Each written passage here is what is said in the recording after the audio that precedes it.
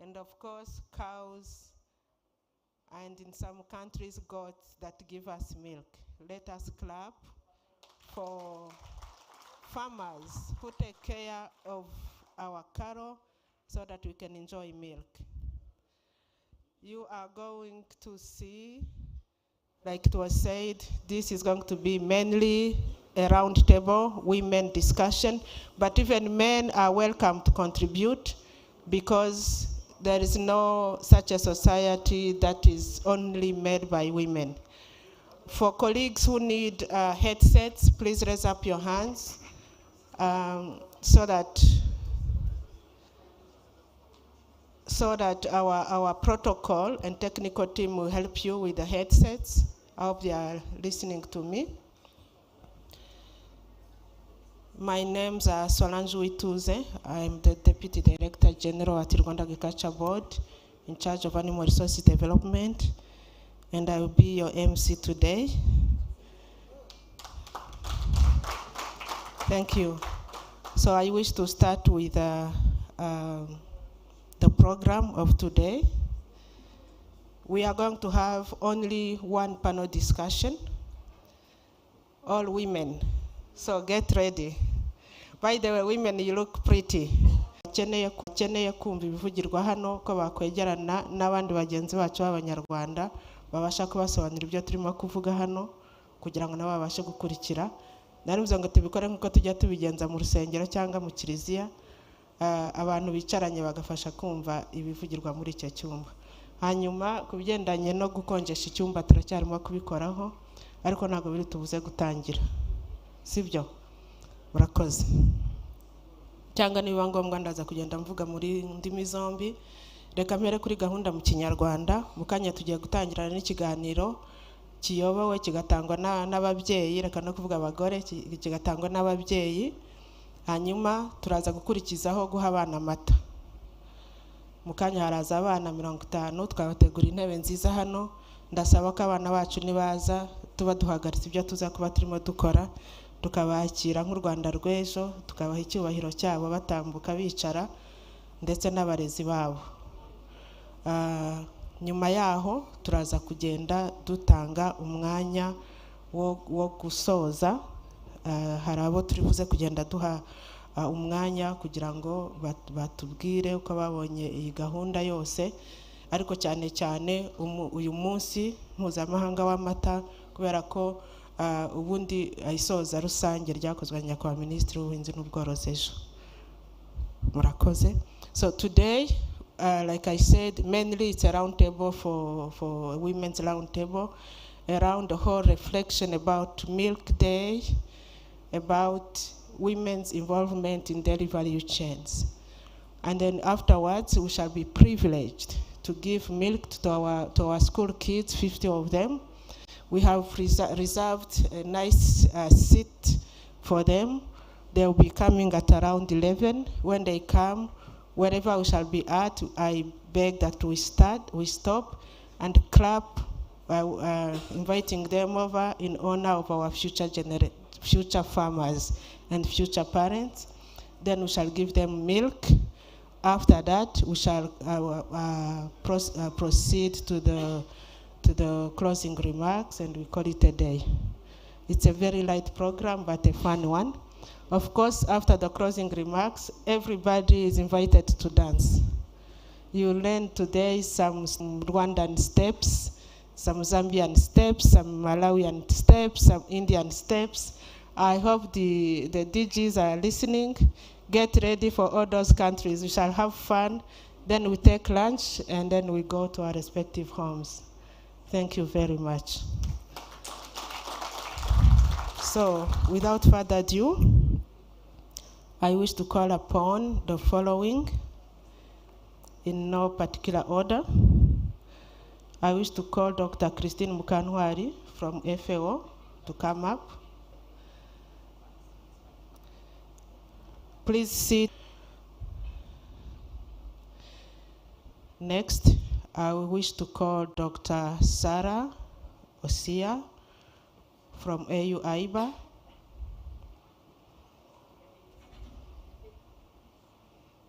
Next, I wish to call Miss Angelique Barongo from Repo Effect. Please clap for them. Don't they look nice and beautiful?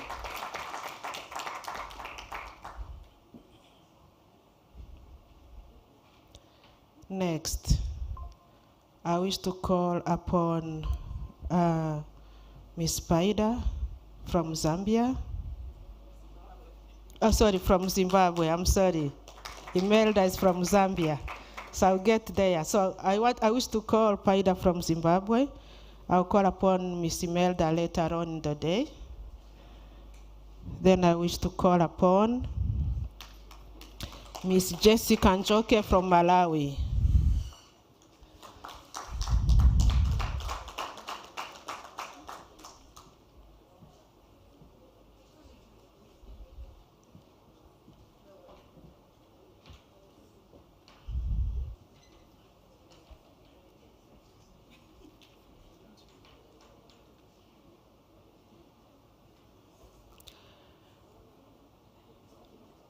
Then I wish to call upon Miss Aponia Foss from IDF Secretariat in Belgium, not to sit, but replace me here where I'm standing and give us a kickoff presentation so that our panel will reflect in depth about what she would have presented. Over to you.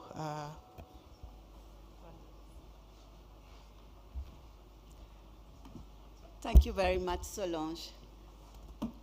Good morning, ladies and gentlemen. I will be very brief today. It's just to present, on the auspicious day of World Milk Day, I want to present the role of women and what women do and can do, and how we should put them up. Can I go to the next slide, please?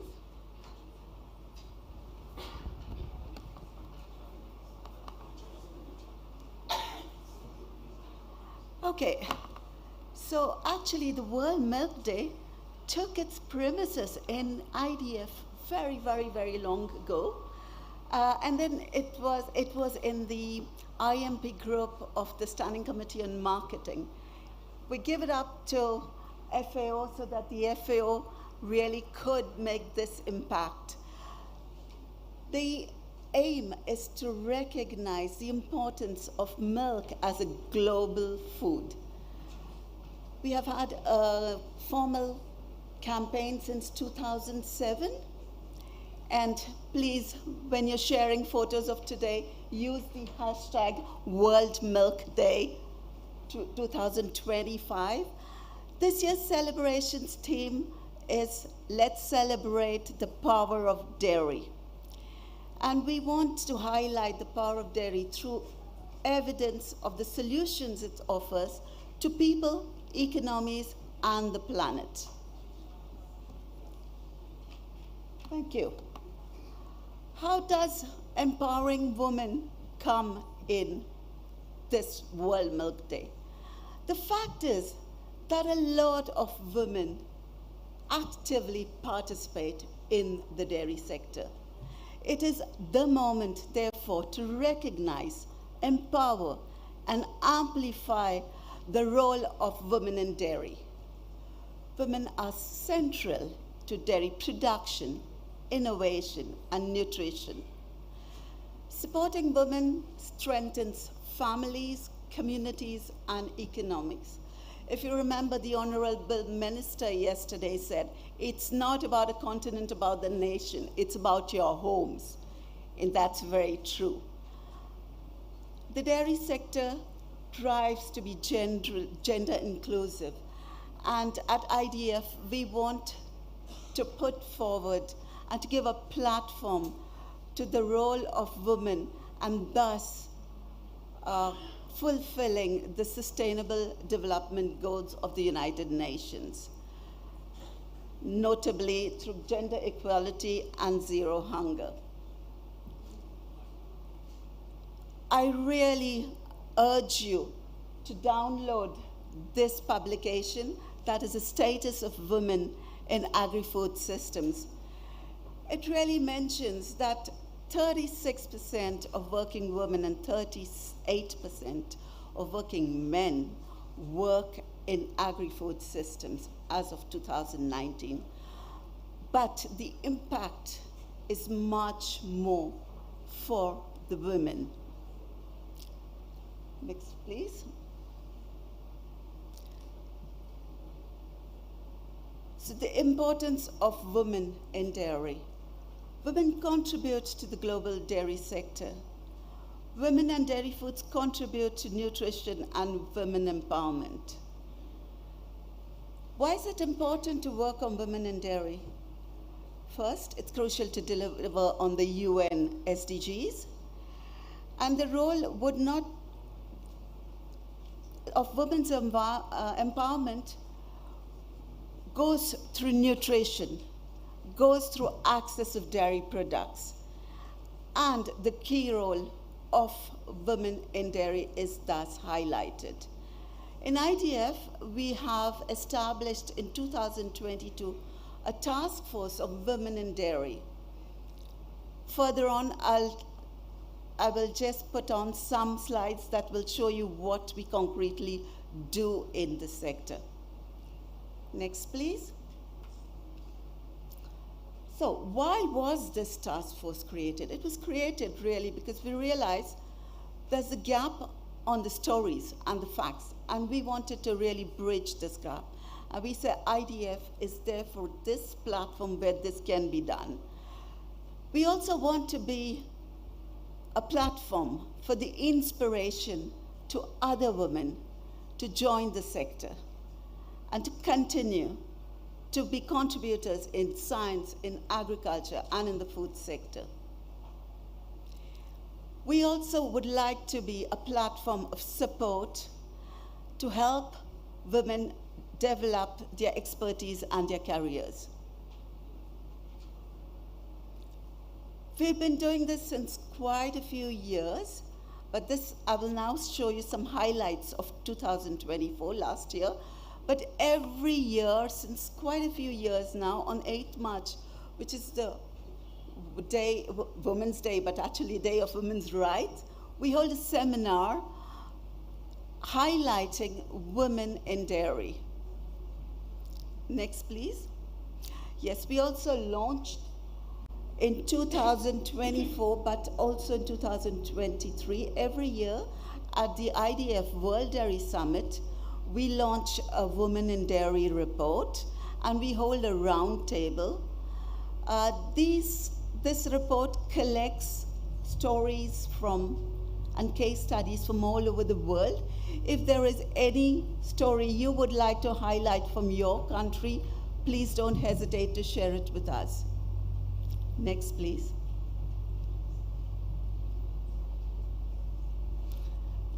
We also organized, like we said, the roundtable of women in dairy. The theme was uncovering what women in dairy means for the global dairy sector, with 32 participants from 10 countries, with keynote speakers from Canada, France, and Italy. Next, please. Every year, IDF holds the Dairy Innovation Awards. This is a platform where we, at the World Dairy Summit, award innovations in the dairy sector. Since last year, we have added a Women in Dairy section, and last year, the International Dairy Foods Association of the US won the award. Our plans for this year, we already have held, as I mentioned, the webinar for Women's Day. There will be the report that will be published in October 2025. There will be the roundtable that will be held on 19th October 2025 in Santiago, Chile. We have on our website in the Global Impact section a knowledge hub on women in dairy, where we again invite you to contribute to stories and case studies that we can highlight of how women really positively impact the dairy sector. IDF has made a commitment to FAO in the Commit to Go Equality Statement. And we are launching a networking platform. You will see them in the next slides, yes. So that's all I want to tell you. Thank you very much. I'm looking very much forward to this discussion. Happy World Milk Day.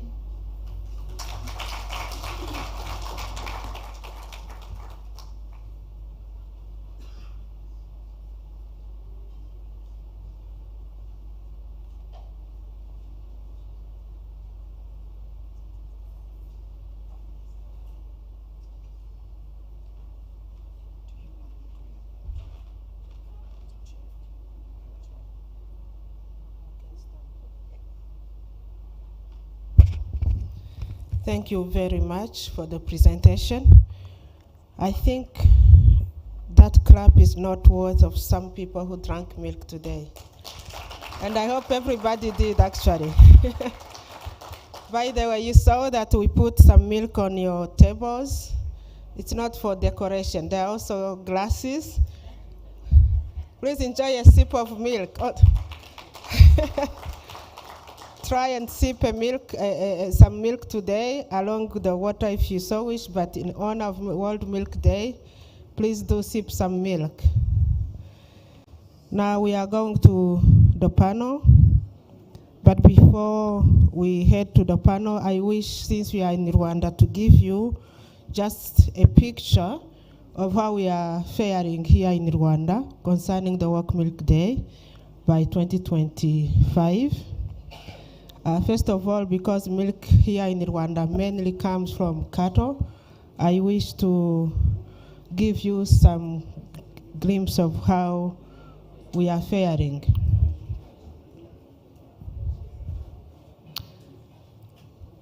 In 1992, 2 years before the 1994 genocide against Tutsi, Rwanda had about 780,000 cattle. After the genocide of 1994 against Tutsi, only 170,000 cows remained in the country due to massive slaughtering of cattle along with people. By 2024, the cattle population in Rwanda had risen once again to cattle population of 1,600 million cattle. So it's a big increase, probably not as much as in India, but you can appreciate a very rise of how many cattle were repopulated in the country, thanks to the program of One Cup of One Family we mentioned in previous sessions, but also there were some Rwandans who had fled the country into exile and came back with their cattle, and now we are privileged to have almost 1.7 million cattle in this country. How did that translate into milk production? In 1999, milk production was 500,000 metric tons per year. The production was severely affected, as I said, by the genocide against the Tutsi in 1994. However, in 2006, with the launch of the Girinka program, which we discussed last time, we were able to increase our milk. And last year, our fiscal year in Rwanda closes in June of every year. So we are still reporting numbers as of June 2024 because the current fiscal is still running. We were able to raise about 1,092 million metric tons of liters, roughly 3 million liters per day, as our Honorable Minister Mark mentioned in his remarks earlier. The target of our dairy production is to increase from 3 million liters per 10 million liters per day by 2029, which marks the end of our current government's 5-year plans. How did that translate in milk consumption per annum per capita and reduction into stunting? By 2010, the per capita milk consumption was only 37 liters per person and per year. And by June 2024, our milk consumption rose from 37 liters per year per person to 80 liters per person per year, almost more than doubled in only a span of 15 years. The goal of the recommended, as you probably all know, is 200 liters per person per year from WHO. We still have a long way to go in fighting against stunting and malnutrition, but at least we are celebrating some steady progress. This is the picture of how Rwanda is faring on this 25 World Milk Day. And I took this opportunity to say since I'm from Rwanda, but let me not be selfish and hear from other people. So I am privileged to again introduce the panelists. Apollina from IDF, Dr. Christine from FAO, Miss Angelique from Ripple Effect, Miss Jessie from Malawi, Dr. Sarah from AU AIBA, and Miss Spider from Zimbabwe. Let us clap for them once again. Then I'll be asking them some questions. To start off, I wish to ask Dr. Christine from FAO, because this is a day that was set up by FAO. And would you tell us what led FAO to set up World Milk Day?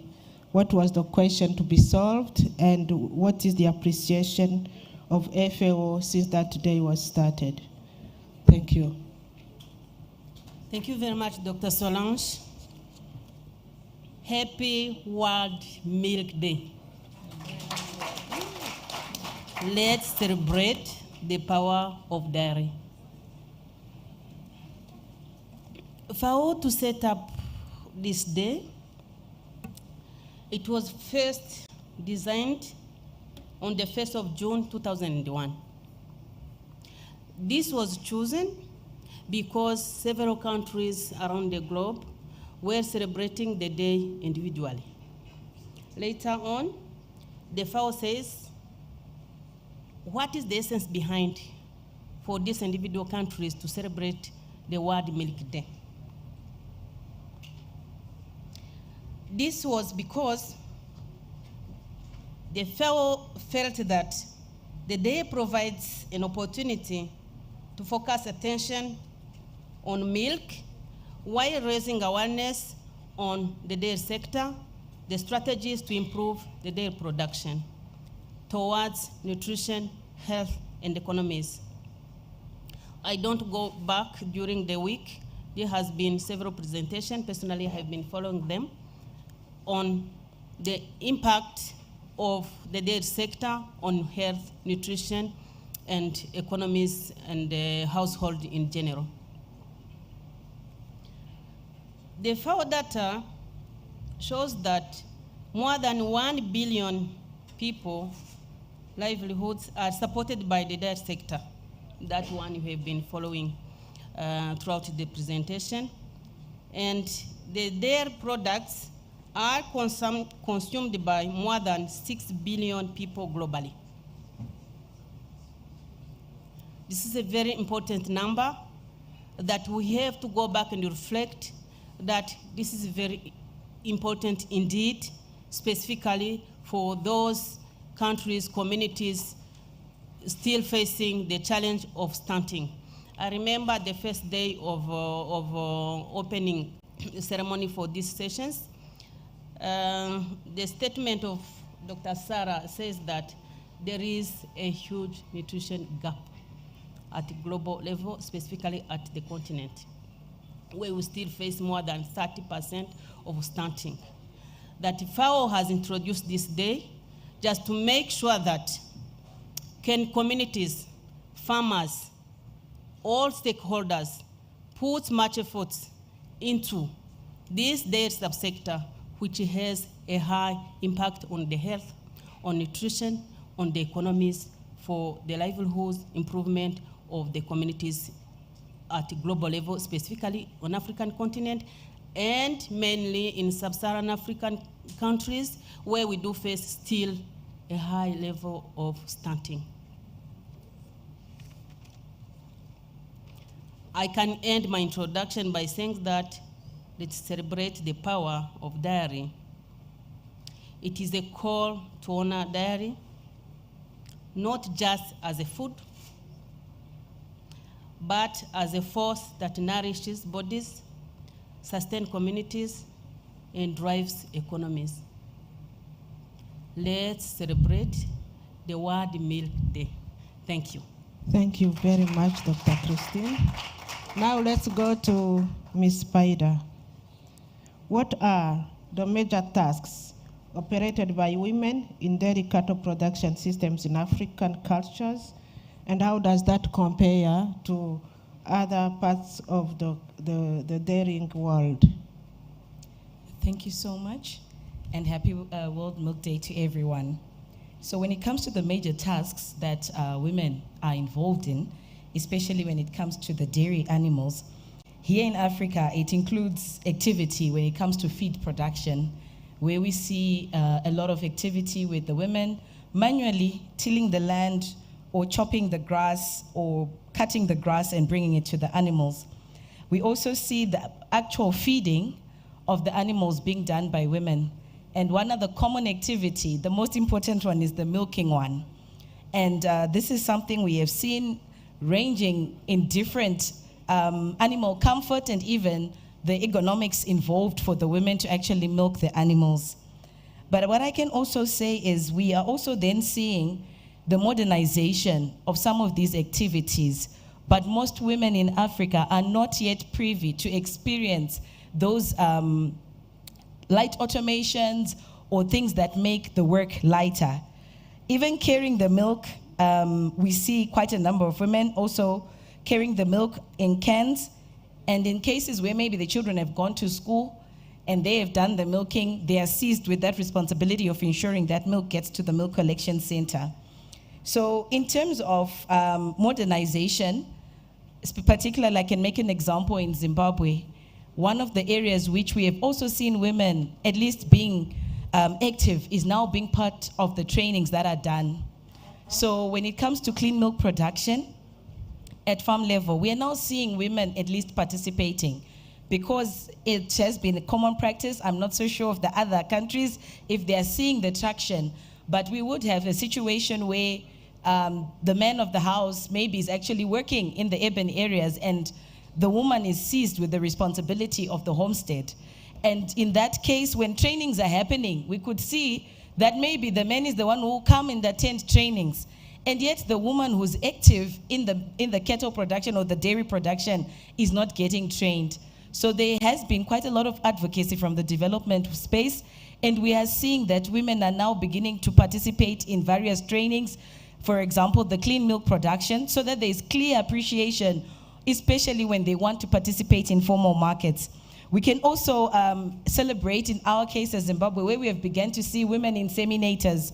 Previously, you could almost count how many female vets were there facilitating the dairy space. But now we are seeing that even when the community-based artificial inseminators are being trained, their women are now beginning to be visible. We are also seeing, not just at a household level, since this is referring to what the women are doing in the livestock production, we are seeing women participating now across the value chain, where previously it had been mainly that they would be more confined to the homestead, where the actual agriculture part of dairy happens. But now we can see women are participating across the value chain, from input supplying and even training of farmers. We are seeing women also participating in processing, as even working within the factories. As I was just looking maybe from our local statistics from Zimbabwe, we could see that at least about 36% of those participating in dairy are now women across the value chain. And we can still see that where we have a bit of a lagging is when it comes to the rights over the business, or the rights over the money, or the rights when it comes to land. But when it comes to the activities, that the tasks that women are doing, we continue to encourage that if we could improve and try to move from being extremely manual to relieve the women in terms of quite a number of activities. For example, I think during the various presentations, we were seeing how mobility for milk from the farm to the milk collection centers is being enhanced. Various systems, others using Hambas, solar-powered tricycles, others actually bringing the chillers closer to the homes. These are all things that we advocate for, because the girl child and the woman, when they carry those heavy cans and when they have to walk a long distance, it's definitely a cause of concern. And sometimes it will eliminate them from participating in the business side, where they can also be selling the milk. So in terms of the tasks, what we also see comparing Africa to other countries beyond the continent is that there's a lot of automation when it comes to other continents. Robots are now there. We see a lot. I think when the professor from Florida was presenting, we saw a very high level of automation. And we can appreciate, even from the global community, that women are being considered even to operate these, be part of the artificial intelligence systems. But here in Africa, we still need to do more so that the work becomes lighter and that women may be able to contribute to more production. We are seeking after productivity, as we were saying. And as we are doing that, we should really be cognizant. How can we make the tasks lighter? But not to say we want the function of the task to actually be removed, but we need to be promoting how women can have that impact of participating in dairy production. Thank you. Thank you, Ms. Paida. Now let's go to Ms. Angelique. Angelique, Ripple Effect works with rural dairy, smallholder dairy farming. Picking up from where Ms. Paida left off, let us talk about the role of rural women in now milk processing. African women handle milk for processing at their households. From your experience, what have you appreciated? What did you not appreciate? And what do you wish it to, how do you wish it to change? Over. Thank you so much. Thank you so much, Dr. Solange. Ripple Effect is working, supporting the rural women across 6 countries in Africa with the experience, as today we are celebrating the power of milk. We can also celebrate the power of women along the value chain. We are talking about production of milk as the main product from the dairy, and we have different testimonies justifying that the women are playing part in dairy processing. Coming to the real activity of processing that women are doing, who are those women? Looking at the slide there, we are talking about the women farmers who are in rural areas. Taking an example in Rwanda, we have women who are doing processing where they do milk processing and get different products. We have seen women doing processing, and then we get butter, and butter taken as part of nutritive value or nutritive component of the milk, so to say. Then the milk have taken part and do value addition, but also getting the yogurt as other dairy products and nutritious for not only children, but also for the families as a whole. Women have taken part in cheese processing as well. Rural women, with the little knowledge they have, we have a testimony that they are doing cheese making. And mainly they are doing at low scale level. And with that knowledge and the skills they have moved to empower economically. So the women are empowered because of this product they are doing.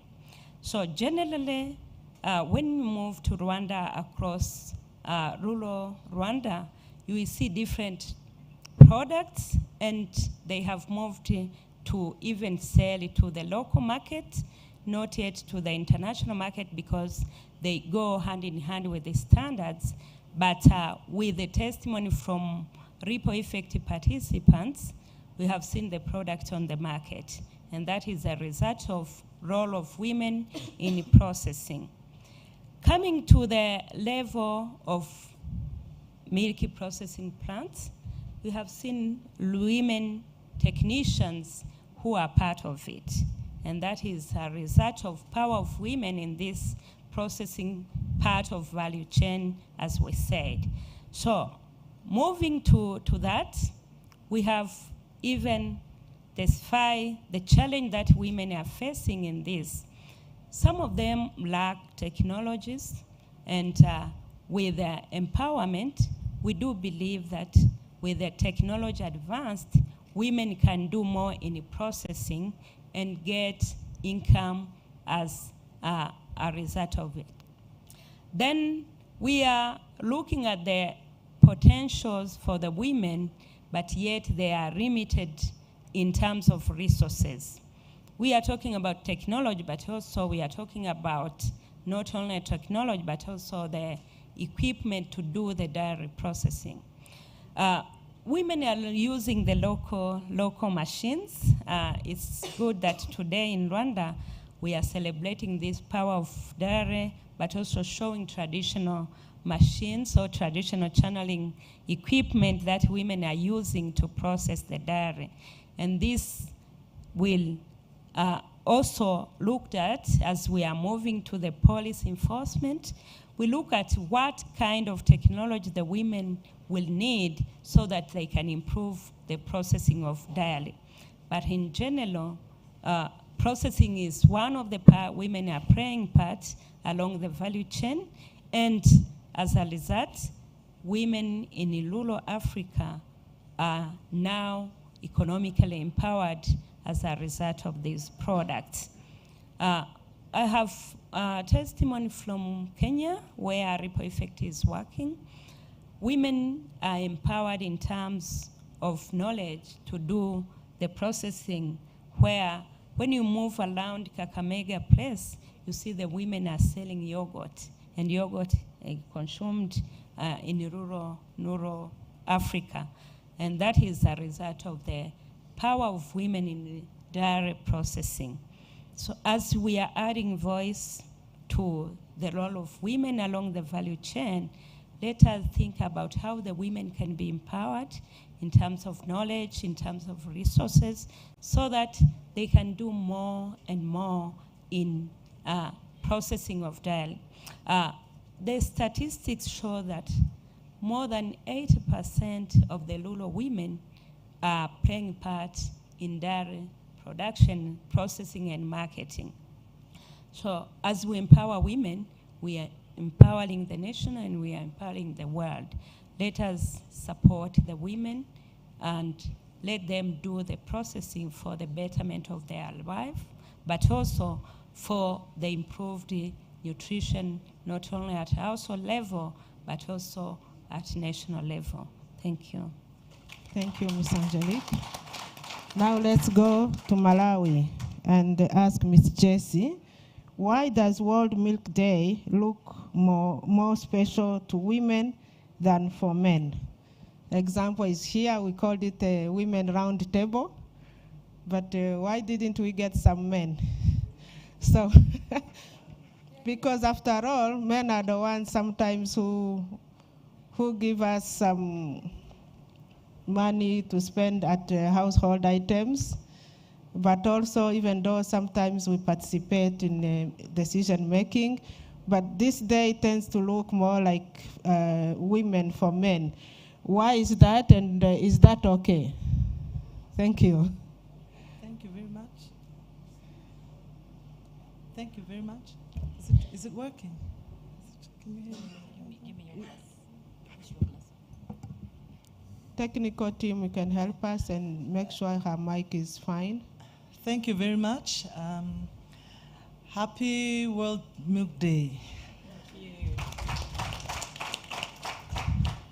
My name is Jessie Konje. I'm from Malawi and I'm a farmer. So this question that has been posed to me, I'll answer it from a women farmer perspective. Why is this day more important to us women than it is to men? It is a day for us women to celebrate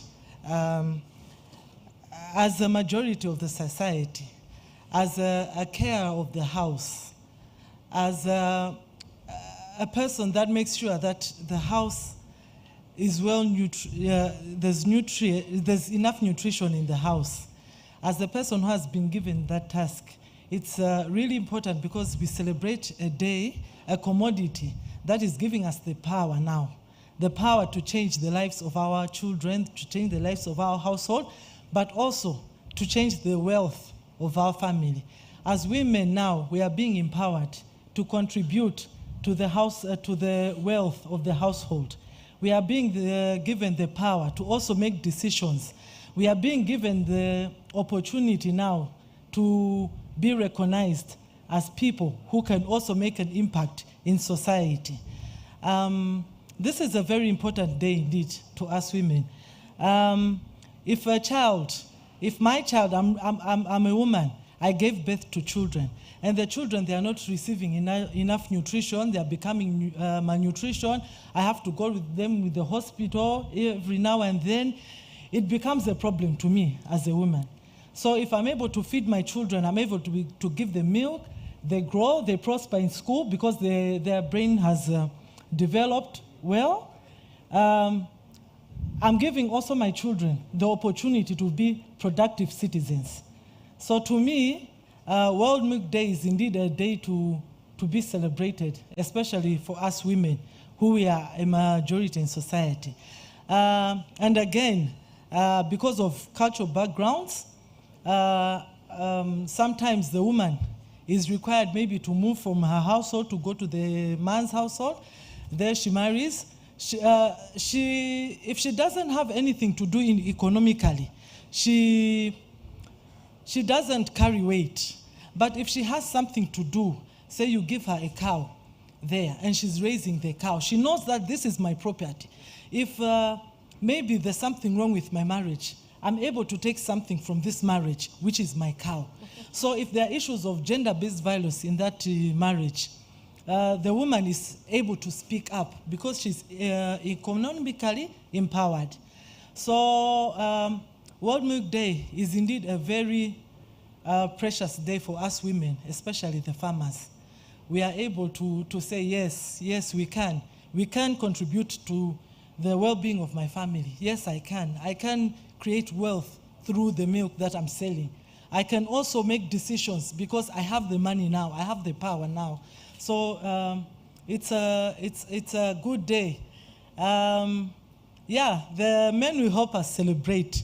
Yeah, they will help us celebrate because they know now that, yeah, my wife can also make a decision. She can also contribute to the family. So, yeah, as a farmer, it's a very good day for us. And also, you know, sometimes when you grow up, you also want to be able to feel that, yes, you look at the children, you say, no, it's not only the husband who is paying for the children. I even contributed to them, to their success. So, yeah, it's a good day for us. I think, thank you very much. I'm a farmer. Thank you very much, Ms. Jessie. Now let's go to the policies and politics. Dr. Sarah, happy World Milk Day. Now, women may face challenges accessing credit, land, and other resources necessary for dairy production, in a nutshell to do what Jesse has just said. From AU perspective, what are your thoughts on this issue and on the proposed mitigation measures to be taken on the following aspects from a policy perspective? 1, access and control of resources and extension services for women, and awareness creation on available opportunities for women. Thank you very much, and happy World Milk Day. For me, this is a very special day, and it used to be a very bad day for me, because this is the day my father passed away. 1st of June, 43 years ago. Sorry. But when they turned it into World Milk Day, it just became special for me, because my father was managing director of Dairy Corporation Uganda. And he was very passionate about the dairy sector. So this being World Milk Day just redeems this day for me. And I want to thank Rwanda for giving me a chance to celebrate it in a very special way. So this is really special for me. I want to add to what she said. The day men became part of going for prenatal, services is the day we had a change in our birth statistics. We must have a change in men's understanding and celebration of milk as a superfood. That day, Can you get close to the mic? that day will be the day that actually we see a change in nutrition for our children. I want to give you 2 statistics that I think are extremely important, and I will read it. Evidence suggests that providing women with access to livestock can significantly improve agricultural production, with potential increases of 20 to 30% in female-run farms. Can you imagine how many things can you improve by 20 to 30%? Anytime you make a 20 to 30% change, you have made a significant change. In fact, if you do this and improve women, it doesn't say access to this or that or what. It says access to livestock can significantly improve not just milk production, agricultural production. For Africa's agriculture to change, for Africa's food and security to change, put women at the center. That is what this statement is saying. This is extremely important. We have been we have done tokenism, we have said, hey, support women. I always say, when they say that, what is the word they say? Mainstream women or what? I say to those men who are talking, I say, you man, you go and tell your wife, I'm going to mainstream you. You will see what she will answer you. That day you will have a problem. Wrong, you are laughing. But you try it to your wife that today I want to mainstream you. She will say, mainstream me? You mean what? Let me tell you, this statistic for me is extremely important. It says until Africa centralizes women in the farming sector, in agriculture, and agriculture is not just production. It's everything from inputs to consumption, how things are consumed.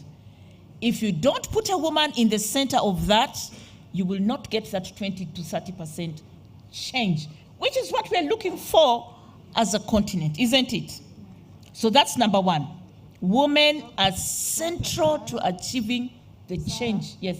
I beg to just pause. Our children, I see our children in the... Oh, okay. They are ready to enter. We said we are going to welcome them majestically. because they are the future farmers, future leaders, future scientists. And let the technique put a song to welcome our children. The song says,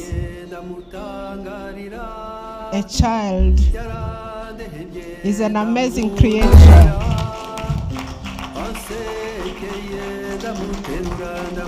When the child smiled at me, I lifted him up. A child is a king. When he requested me something, I must give it to him.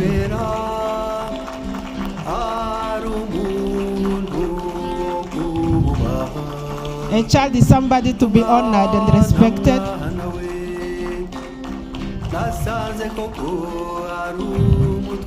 A child is indeed a king. A king whose feet we wash and smear oil. And we clean their hair.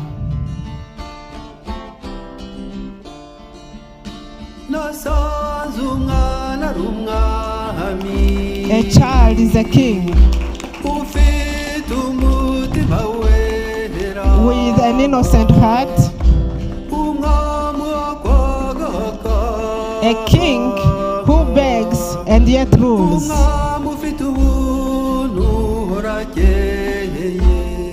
A generous king, very with a clear heart. But when we offend a child, we hear thunders and punishment. A child is a king indeed.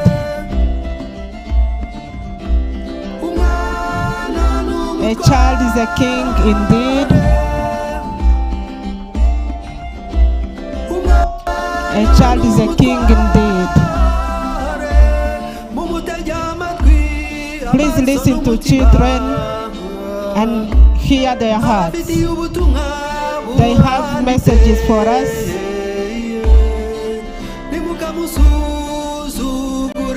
Don't despise them. Don't despise them. Take care of them. Take care of them. Take care of them.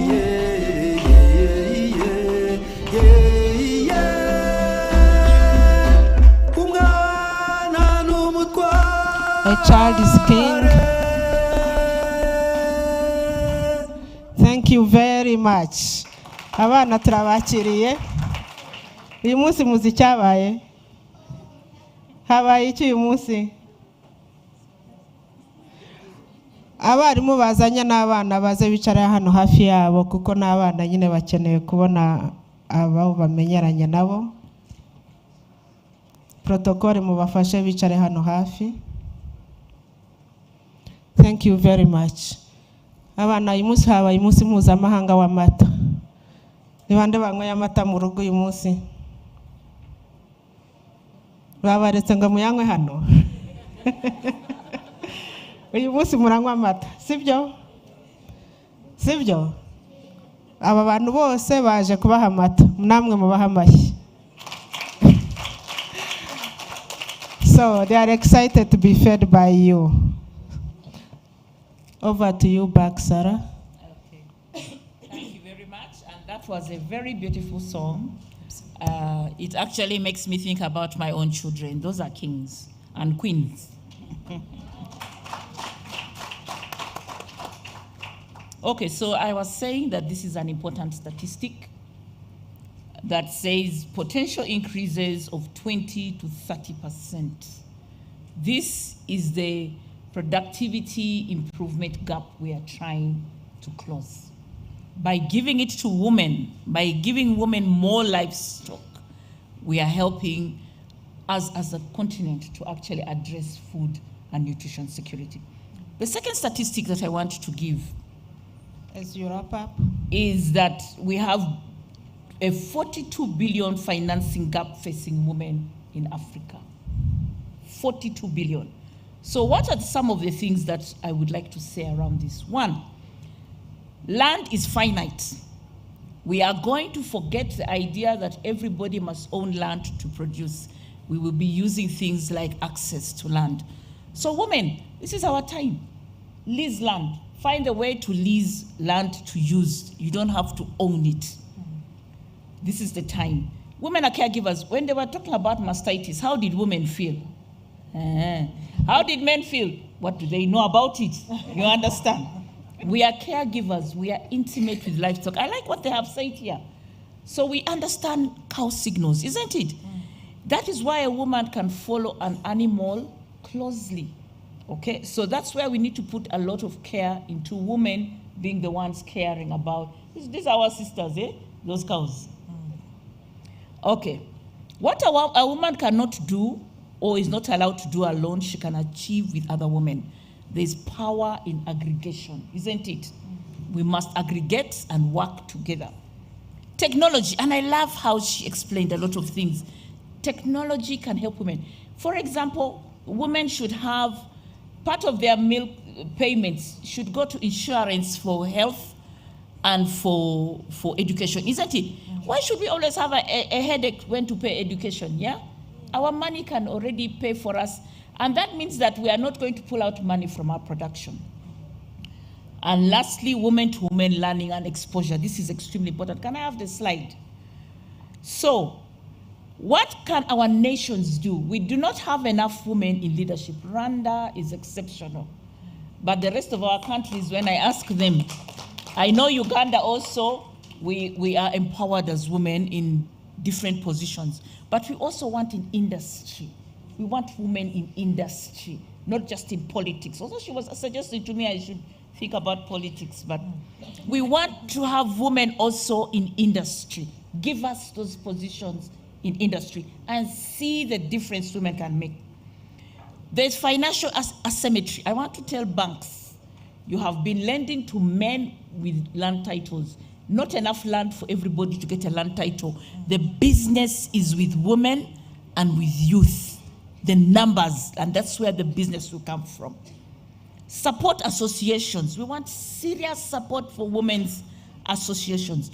We want women along the full value chain in every part, from input side to trade to everything. Look at this slide. This is going to happen tomorrow in Uganda. The women are leading this. This is African Women in Animal Resources Farming and Agri-Business Network, Uganda, doing business with the same network in Kenya.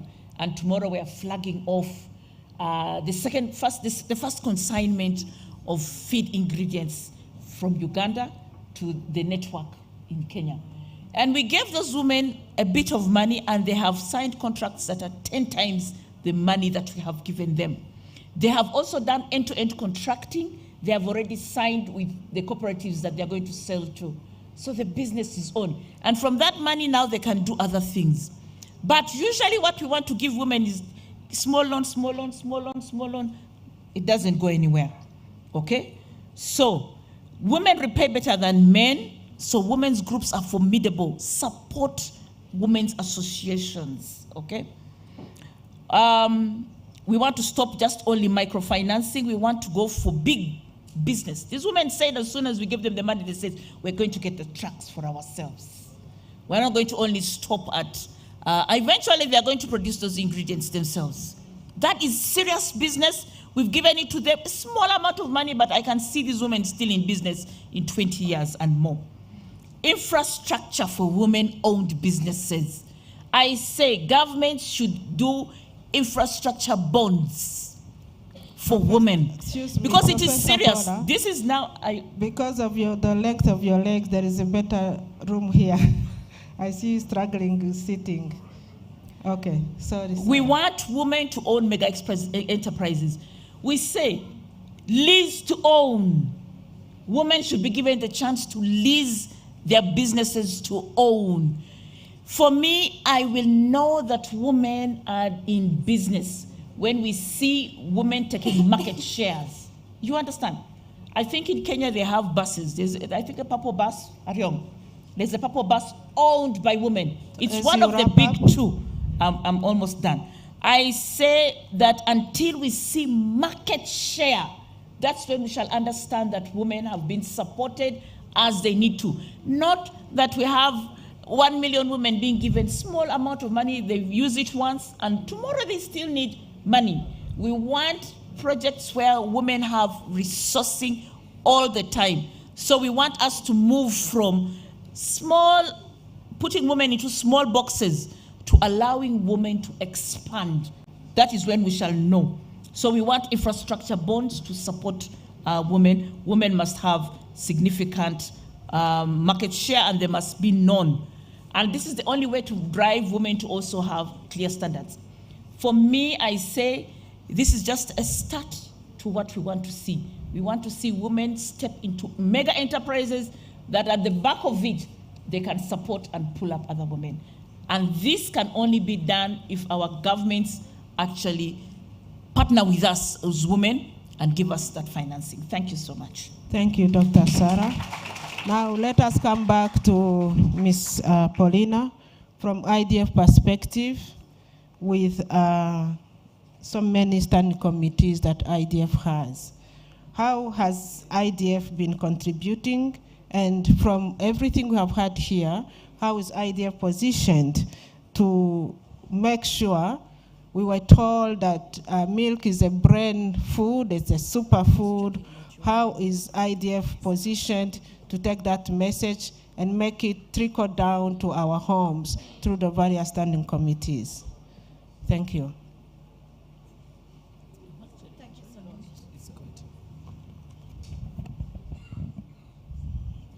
Solange, hello, okay, that's okay.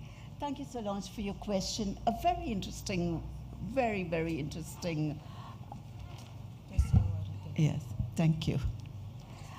That's a very interesting question, and thank you to my co-sisters here, because we have really had different perspectives, and we come to the same conclusion that women in dairy are really the backbone. What does IDF do? IDF is essentially a platform where we take stories that we hear from each of us. We bring it to you. We give you the information. We give you the support.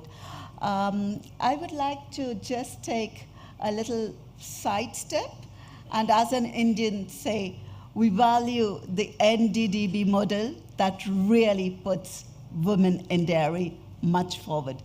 Go ahead, speak to our colleagues there, and you will have really good information on how they have managed to really put women in the center of the dairy sector by providing loans. Correct me if I'm wrong, Mr. Shah. By providing loans for women in the name of women with bank accounts in her names, with payments made to her, empowering her, giving her more power. And economic freedom, social freedom, and social recognition. In the IDF, we also have a lot of scientific work done. That is our basis. We put forward women and women's place in the scientific work. Unfortunately, women are not really recognized anywhere in the world. And we try to put forward these activities and bring forward the fact that women are in the dairy sector really central. I'm open to questions if any one of you has questions. Thank you. Let's go back to FAO. Dr. Christine. Now, you see we have children in the room. I would wish the interventions to be spot on, no less than 3 to 4 minutes. So let's go a second round. Dr. Christine, what is the implication of feeding milk to children in a multifaceted, complex culture from FAO perspective? Thank you very much, Solange. I start by giving the implication on health and nutrition. That would be number one for me because I'm a nutritionist by training. Milk is a complete food.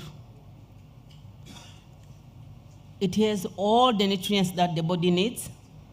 Of course, as a nutritionist, I'm not saying let us consume milk from Monday to Sunday, from January to December. No, we need complementarity in food intake, dietary diversity. However, this implication on health and nutrition calls for each and every community on the globe, specifically on African continent, that our young children, our children do need milk on daily basis, on their meal, on their just make in the breakfast in the morning, whether in the morning, at lunchtime, at dinner time, our children, they do need milk on daily basis so that they grow. Why? Research data shown that I went through some of the publications in sub-Saharan African countries, in Kenya, in Ethiopia, in Tanzania, but also in India. I found that milk is key in the child growth. That one we don't argue. Nobody can argue around that. We need milk. We need these children to grow because they do need protein. Protein comes in building the muscles, the body. Just each and every cell of our body needs protein.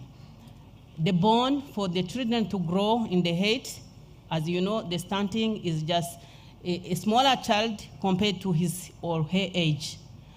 The milk comes in because it contains calcium that helps the bone to grow.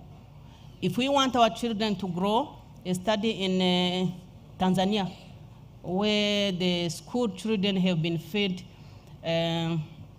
just in a structured way, milk, they found that these children have been growing in terms of height, meaning these children, the milk supported the children to grow appropriately. It means, where am I heading to? I'm heading to feeding milk while combating this challenge, nutrition gap of stunting that is hitting the globe. When we know that just currently around 30%, we are still at around 30%, while we are heading to 15% in 2030 as SDG target. It means this is a solution, we cannot bypass it. Lucky enough, this platform, I was so happy learning that this platform is happening, that advocating for dairy production, increasing dairy production, policymakers, I hope they were in the room, 100%, because I do recall that our Minister of Agriculture came to open the platform, that most of us, most of you are in that direction that helps in increasing dairy production, supporting these women, supporting the farmers to increase milk production, cheese production, yogurt production, so that these younger ones, they have easy access. We do use to describe food security as when all people at every time, they have easy access to safe and nutritious food. Thank you. Let's go to Angelique. Angelique, from a ripple effect experience, obviously, milk is nutritious food, and it is known to all communities.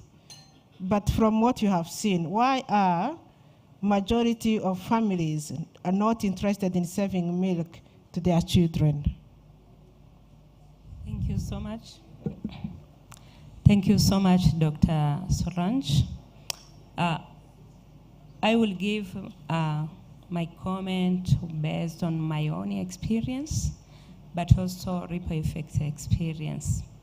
It's but true you have that 3 minutes. Try to be straight it's true to the that point. some of the communities don't feed the milk to their children. And that is the real in Rwanda, not only in Rwanda. I have also experience in one of the community in Tanzania where people not drinking milk, they eat milk.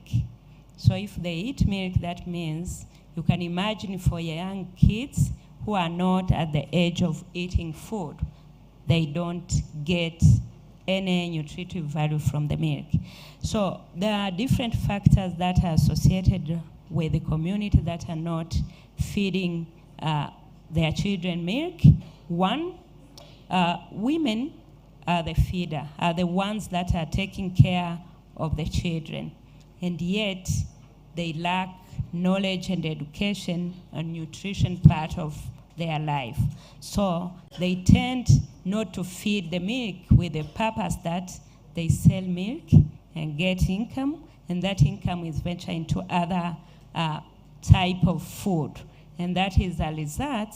Their children are malnourished, and yet they have milk at home.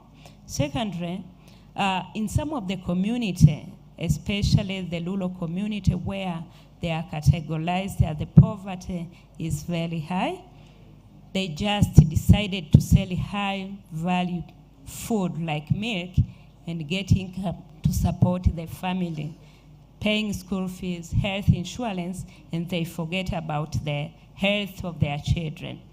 And then we have a testimony where the family conflict can also lead to the family members not feeding their children milk. This is men-dominated families, where the men are the main and the key actor in dairy production, and then they tend to take milk to the market, and they get income which is not shared among the family members. All these factors also associated with education. Most of the rural women are not educated at all. So even taking care of children in terms of feeding them just to grow is not their key priority for the survival of their children. So Thank you. Generally, this is also goes with the culture. Thank you. Thank you very much. Let's go to Zimbabwe. Ms. Spider. African women handle milk for processing at their livelihoods. They are involved in butter, ghee, and making other dairy products. Is it possible to answer the concerns raised by Angelique, for them to be able to spare some for their little ones and for themselves, especially when they are pregnant, instead of selling everything? What is the position of a woman in sparing some of the products they are making at home to spare some for their children? Is it easy, or is it doable even? Thank you. Okay, thank you so much for that question. So in terms of, maybe from what I have seen and experienced, when there's milk production with processing, there's usually some home consumption. Something is put aside for the home, and then more of the surplus is actually what is then sold. So I appreciate that perspective, that maybe in pursuit of income, others will then say, no, we won't consume the milk at all. In my own context from Zimbabwe, most of the time you can even end up with families which actually say, we're not supplying milk because it's just enough for the household. So milk being a very valuable protein, especially in the community areas where they might not be able to say they have other livestock protein on a daily basis, you find that milk becomes that daily protein access that they have, because most of the other foods are more garden related or fruit related. So from my perspective, and at least what I understand, there is a retention of some of the product for own consumption, and then we then have farmers also then selling the surplus. In Zimbabwe, even for our commercial farmers, we actually see that they actually have milk that is also given to farm workers and their families. There's an allocation. So this is something that we have also appreciated generally from the different scales of farming. The bulk, if you're now maybe medium and large, yes, it goes into the milk tank, but we see local consumption in the area and even for the community around them. That would be my perspective. I haven't seen where people will actually deprive themselves of the protein opportunity in pursuit of money. Thank you very much for your insightful wisdom. Now let's go to Malawi. Ms. Jessie, as a woman and a mother, how would you measure your emotional strength and passion towards serving milk to children. How do you feel, or your fellow mothers feel, when their children go without milk in their meals, let's say at school? Thank you very much for that question. I would say, as a woman, as a mother, as a caretaker of the society, I feel very bad when you look at the statistics of the children who are not able to access milk in their daily meals.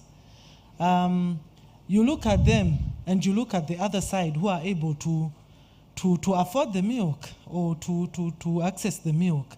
And then you say, what is happening? How are our children going to, they're being disadvantaged from birth, from the right to grow in the right manner, to be healthy, to be intelligent in school because their brain has functioned properly.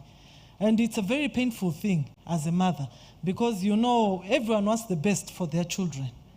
Everyone is excited when their children is excelling at school.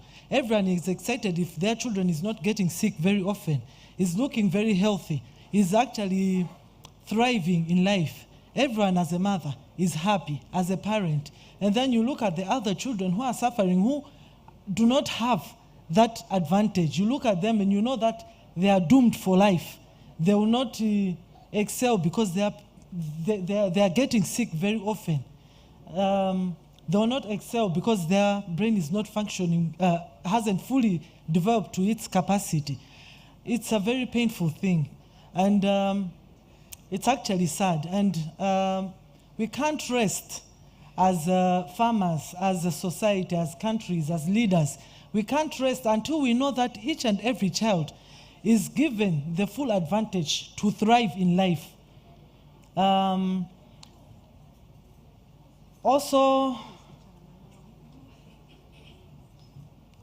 the statistics from the presentations that we are hearing in the past days, it shows that a child who is taking milk, the school feeding programs, they are making a huge difference here in Africa, the sub-Saharan African countries.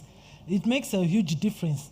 So how can we help our children? Yes, the school feeding programs are important because most of them, they are underprivileged children. They can't afford that meal at home. So as farmers, if we make sure that we are able to produce enough milk, and the government also in their policies are able to say that no, each and every school, the children, at least up to maybe the age of 5, they are given milk, then you know that we'll have a healthy generation, we'll have a thriving generation. But as it is, it's very sad. We know that this generation, if they don't consume enough nutrients when they are young, they are not going to be productive. And then the other nations who are able to afford those things, they are going to always have an advantage over us economically. With the intellectual, they're going to have an advantage over us. So as a parent, as a woman, when you go to the hospital, you see sick children, malnutrition children, and you say, what is happening? The milk can make a difference to them. Even the under 5 clinics. In Malawi, you have under 5 clinics where they have to actually retain the children who are malnutritioned so that they can give them food and maybe they come back to life. So as a parent, as a mother, as a woman farmer, and as a woman in general, it's very painful to me. And I believe as the men as well, and each and everyone in here, look at these precious ones. If we don't help them, they can't help themselves. If we don't give them the nutrients that they need, what is going to happen to them? Thank you very much. Thank you very much, Jessie. Now, Dr. Sarah, I intentionally picked this question for you because I'm quoting your own words in 2 minutes.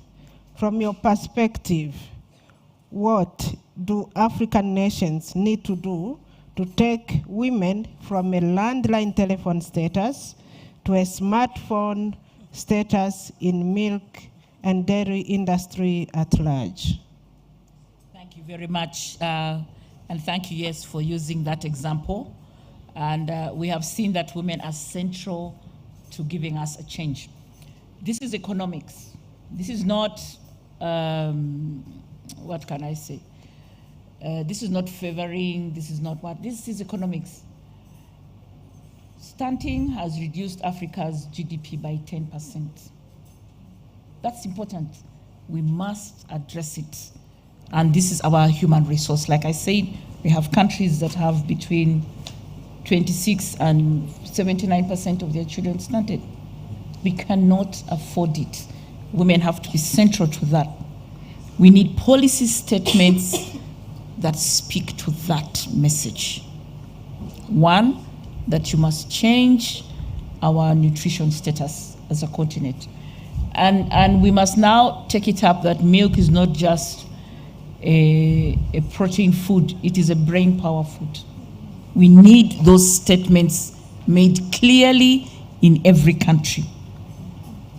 We need an industrial drive. We need to take dairying to an industrial level. And at the center of it should be support of women, because women can drive 20 to 30% improvement in productivity. We need jobs. We need paid jobs for women. A lot of jobs women do are unpaid. We need women to be able to be paid and to be able to take that home. We need a serious media drive. And the media can say a number of things. It can say this is brain power for the continent. This is looking after our human resource, which is the key. It's the key resource that Africa has. And it should say women should be centralized. They can drive 20 to 30% increase. So we need serious media drive. We need to work on standards also for importation, because there are many countries which will never have a dairy industry, and they have to continue to import, whether from the continent or from outside the continent. But we want quality products for this continent. But we will still continue to have products which are not quality until we can improve our own. We need women in political positions. And we need those women who are already in political positions, mothers, who have understood the power of milk. That milk is not only protein, but it's brain power. Let's leverage this up. Let's say brain power. Like I said, every parent wants to hear their child has done well. Let us all have all our children be number one. Isn't it? Yeah. Yes, let all our children, in fact, let's just say milk is brain power. Let all children be number one. That's a statement which should come from the mouths of women, so that they actually put this on Africa's agenda. For me, I see if women speak on this continent, we will come back next year, we will see some movements. We will come back in 2030 and we will be having a completely different discussion. We will not be discussing nutrition.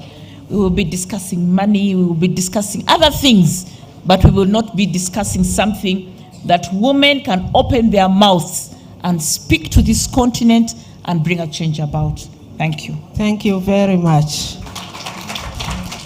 Back to IDF as we head towards giving our children milk.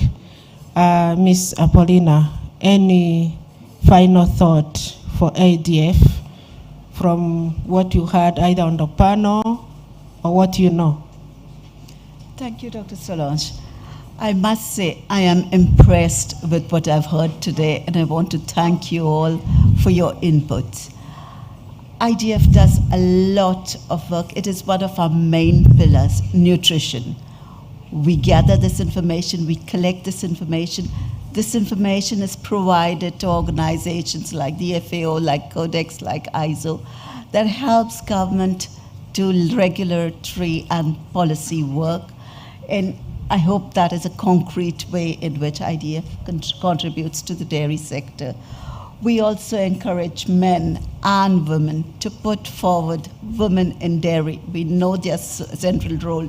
We share knowledge. We share our success stories. We share encouragement, and we will continue to do so. Thank you very much. Thank you very much. Now back to the public. Let's take 2 or 3 questions or inputs to complement so that it's not one-way discussion. Any input, appreciation, clarification, or question? Do we have mobile mic? Yes, over there from Ethiopia. Please keep raising your hand so that they see you. Over here. No, here. Then the other one next. Please, your question, keep it straight to the point. Okay, thank you so much. And actually, I have very brief compliment about the knowledge access to the women. Actually, being as extensionist, I try to more emphasis on the knowledge how the women are accessed. Because what my sister from Zimbabwe, Zimbabwe, what she says about the women access is true. In the training, in the event, in the experience sharing, more men are participated, and yet the majority of activity are done by women. So in SNV Ethiopia, what we learned from this experience and implemented the last 3 years, we try to complement the voice call message. For, of course, still the digital literacy is there, and also the mobile phone is accessed by men, but the time of we give them a call during the evening time when they have the dinner together. So where the discussion is starting from? Who call you? They call you SNV. What about our pregnant cow? What did they say? They say you can milk, you can feed, you can have like. So the woman, she start to listen and start to discuss that kinds of information directly. Because mostly when the man are participating in the training, maybe sometimes he's not immediately share his information or knowledge to the farmers. I mean the family members. So I think it is good to complement some accessibility of information, diversify the delivery mechanism to the message. The other one, I think it is good to tailor-made our best practice to promote based on category of the families. Because yes, this is true in Africa, the raw milk are transported to the milk collection center, either our children's when they on the way to school or the women's. And other activities are done by the man, of course, chopping of the feet, and also taking into veterinary clinic the animals. Whereas other, like, for example, managing the cow, feeding the cow, and barn management, done by the woman. So I think our extension, wrap up, please. Yeah, our extensionist or our extension package should be tailor-made to identifying or categorizing of the operator. So by doing that, I think we can empower our women, our mothers and sisters to contribute what Dr. Sarah said, 23% of increment in the dairy farm operation. Thank you. Thank you very much. There was a hand raised over there, just next to you. Let's see in this side as well, if there is any hand raised. 1 and 2 here. 3? Did someone raise a hand behind? Okay. So 1, 2, and 3, and we close. Yes, go ahead. Good afternoon, all. My name is Brian Kiplangat from Promaco Limited, Nairobi. I just want to put some input on what had been said on value addition. From my experience in when we support women group in training them on how to make yogurt, to make cheese and any other value-added products, we see that women, they are very keen to learn and keen to get more information, no disrespect to the men, but we're seeing that growth, that the high percentage of women want to be involved in dairy value addition. So yesterday, the past few days when we were in the exhibition, I would see women who want to start off. And it's something that as a company we would want to support here in Rwanda and in East Africa. where we partner with women. We don't charge fees for that. It is an incentive where you don't have to put more input or charges in getting information. So I welcome your partnership here in Rwanda and East Africa so that we can partner together to promote women in value addition. Thank you. Thank you very much, Mr. Ryong. And happy World Milk Day. First, I want to compliment all the ladies for the elegance they're showing in terms of the dressing. I wish this had been done right from Thursday. So I only have two contributions here. The first one is we talk a lot about the participation of women, especially in production and along the value chain. Other than the nutrition, we also have the economic benefits that come back from the sale of milk and milk products. And those are the returns.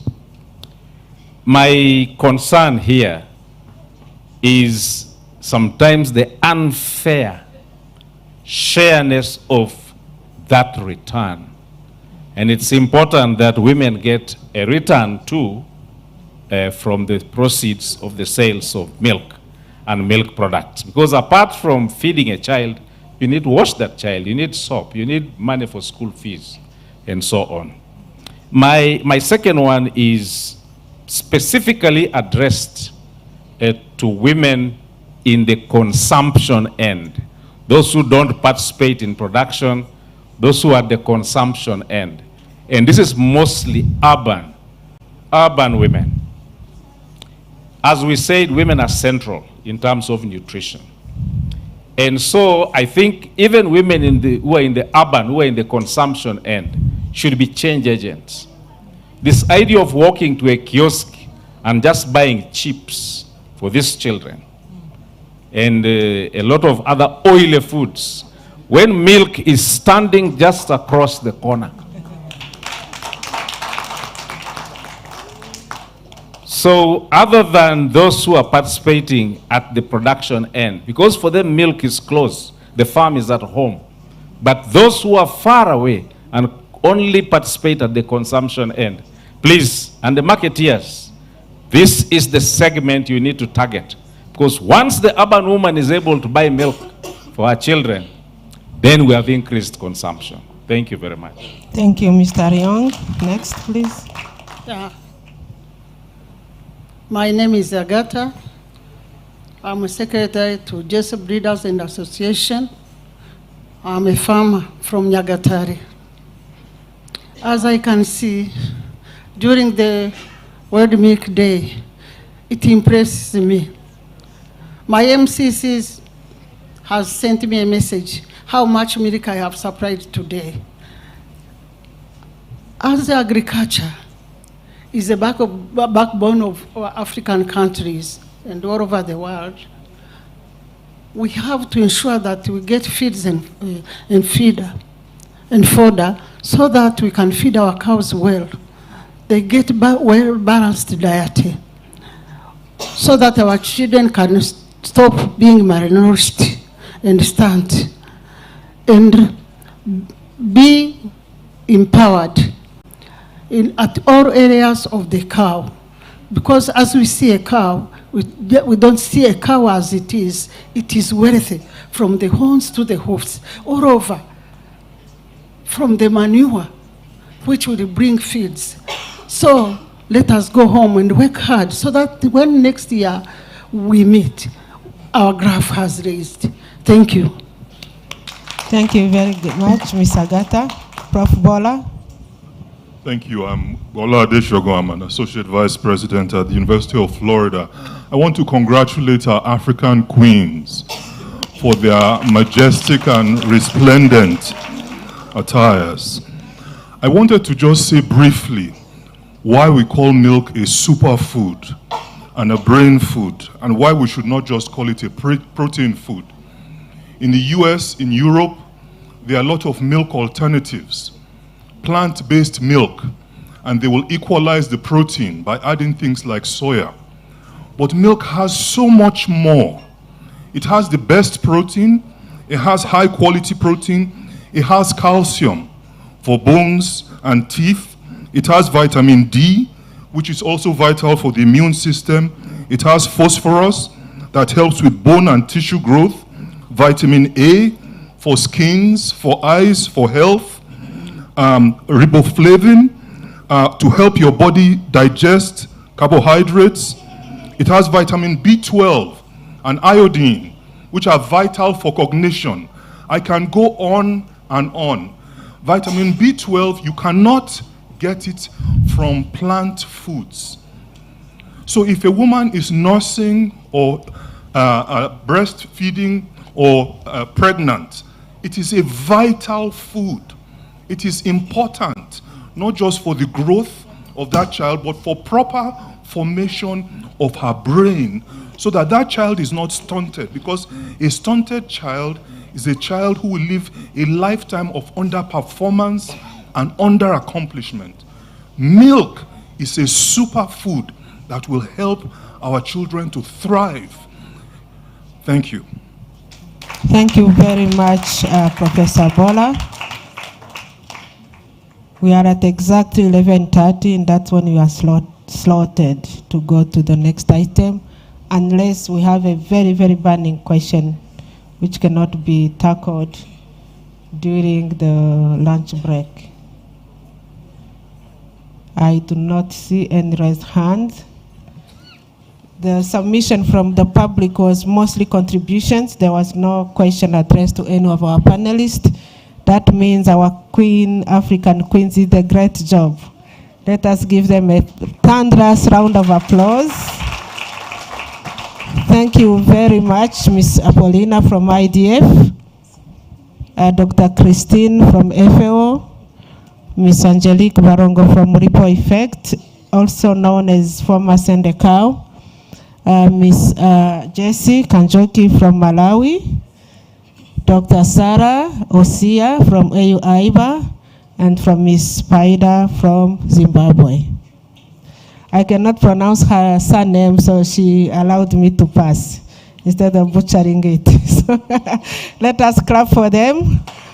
Now, let me call upon the Executive Director of Rwanda National Dairy Platform to lead the next session of giving children milk, and she will tell the wonderful ladies if they stay here for milk giving or if they go and rest. Thank you. Over to you.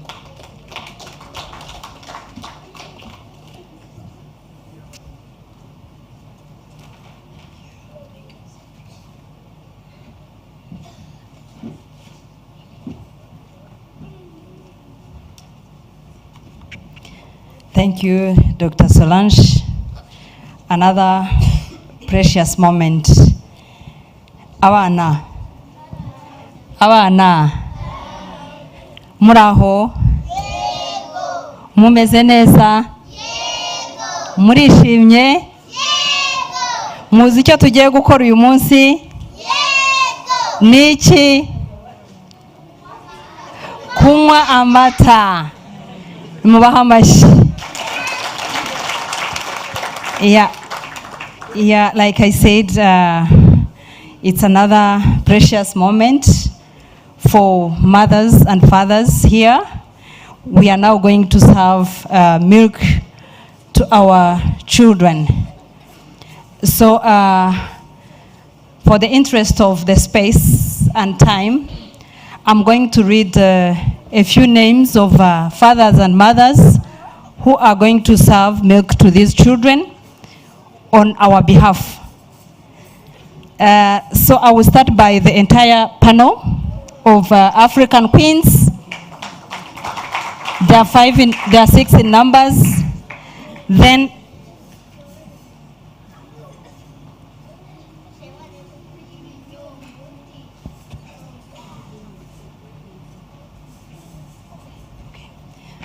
thank you. As they stand to move down and serve milk, they will need to take a group photo.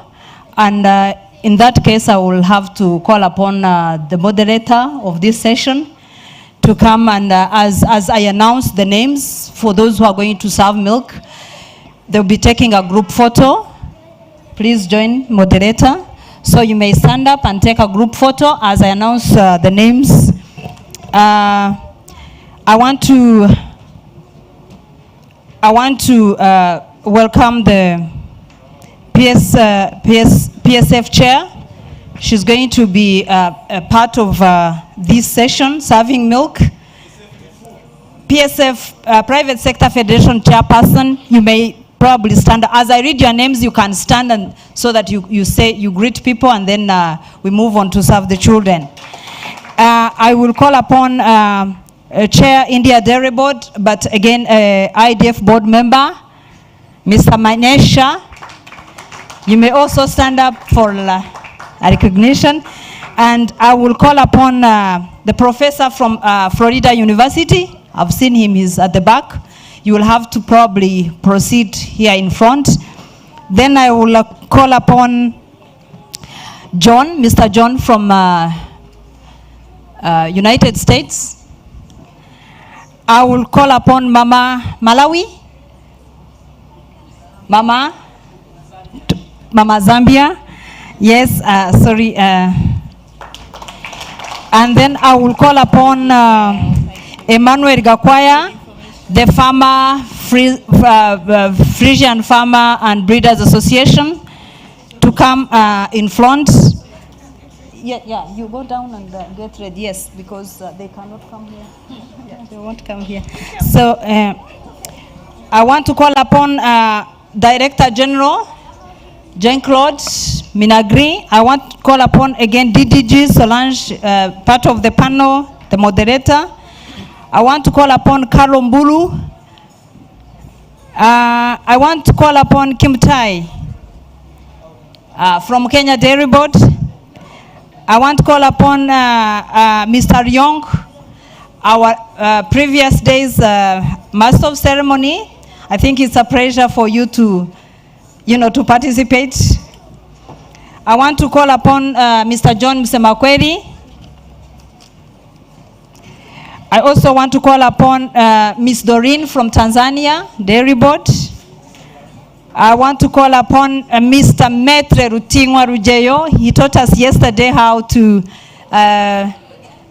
about milk that talks. So we are now going to drink the milk that talks. Again, I want to call upon a representative from Ethiopia. So we have invited 38 children, students, to be served milk. And how we are going to go about it, you will split yourselves to the other side and this side. And we have beautiful ladies at the back. They have glasses of full of milk. I want to call them to come in front. Mutuza niramata. Abateguye amafuta amata y'abana muyazane. So each one of you will serve probably one or more, 2 or 3 students. Jaharia, go to the other side.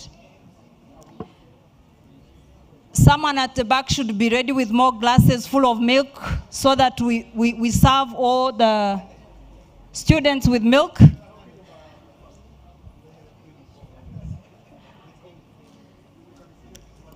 Please make sure everyone has a glass of milk.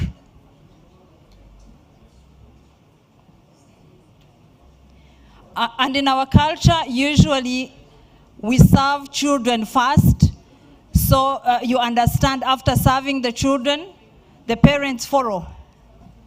Is that, sorry? And in our culture, we don't drink milk while standing. You have to sit. Abana mwichare babaha mata. We don't drink milk while standing. We only do that for juice and water maybe, but for milk we respect.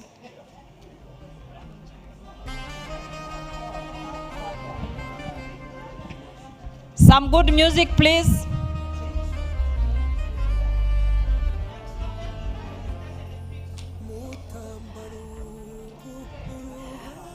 And while serving milk, please remember to pose for pictures. That is going to be your souvenirs going back home.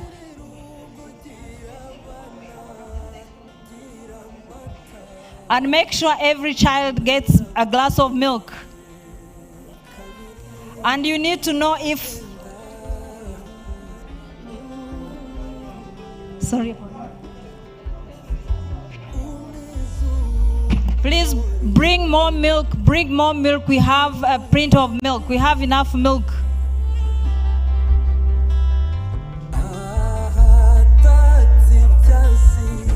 Yeah, no problem. Take it from. Please, there is milk on the table. You can open that and serve. There is milk all over. And those who are seated, you can start serving yourself. Not drinking water today. It's a World Day milk. Everyone has to drink milk.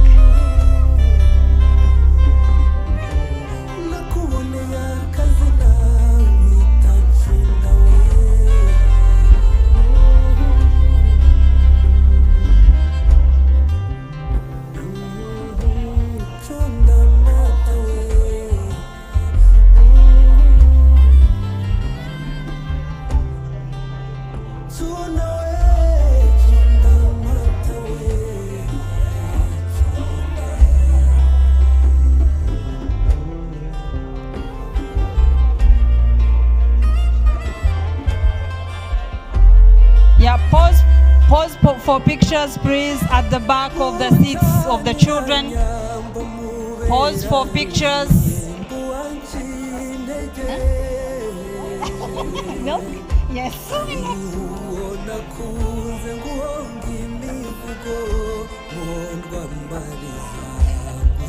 Please try to interact with the children, how they perform.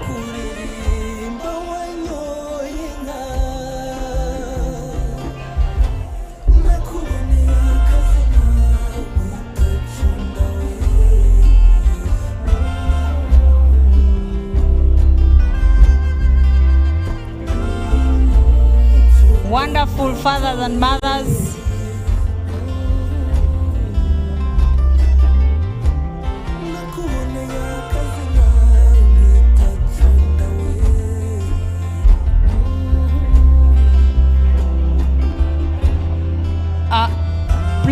Please put your glasses up for cheering up. Put your glasses up. Abana mushyire ibirahure byanyu hejuru. Mushyire ibirahure hejuru. Ababyeyi namwe mutangire munywa amata. I want to see glasses of milk. I don't want to see empty glasses, please. I want to see a glass full of milk. Abana mushyire ibirahure hejuru kugira ngo babafate amafoto munywa amata muyasangiza n'abandi.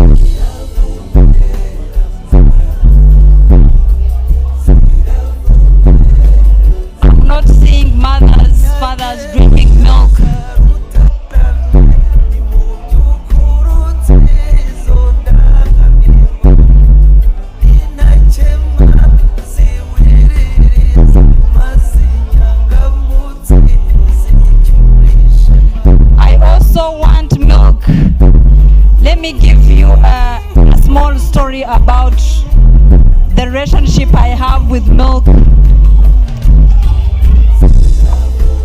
I was grew up in a family where they used to rear cows only. So I didn't know how to eat. I didn't know how to chew until I was only 6 years. So you can imagine from day one. Oh yes, thank you, Doreen. Cheers, cheers. I started eating when I was only 6 years. So from day one was breastfeeding and then milk. And I think you can even see the height. Yeah, so I grew up drinking milk without a food until I was 6 years. So cheers to milk. Let us feed our children with milk, not only for the brain, but also for the bone growth. Thank you. Shall I hand over to the moderator?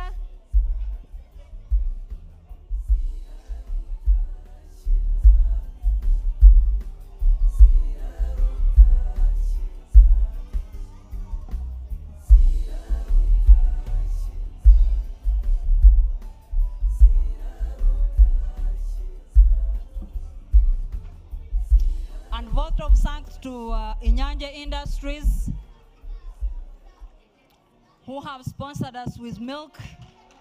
And you can hear how delicious it is. Vote of thanks to Inyanja Industries. I hope there is someone from Inyanja here.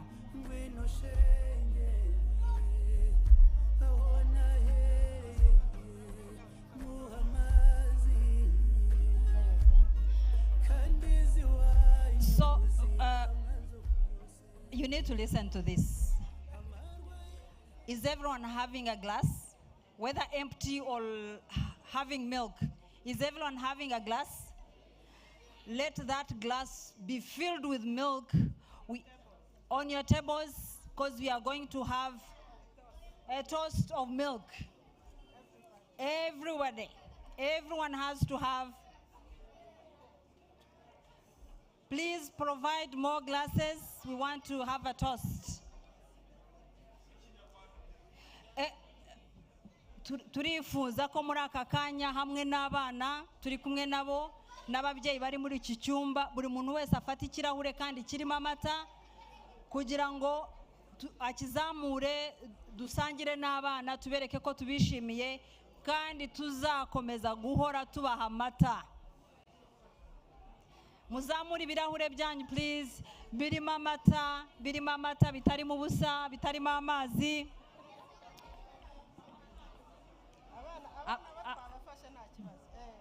Ababyeyi muzamure ibirahure byanyu rwose, nimurebe nuko mutabibona ngo murebe ukuntu bisa neza. Mu Rwanda habaye igitangaza kandi kirahasanzwe. Cheers to everyone, cheers to everyone. Ndabona PSF nta kirahuri afite. Wow. So beautiful. Beautiful.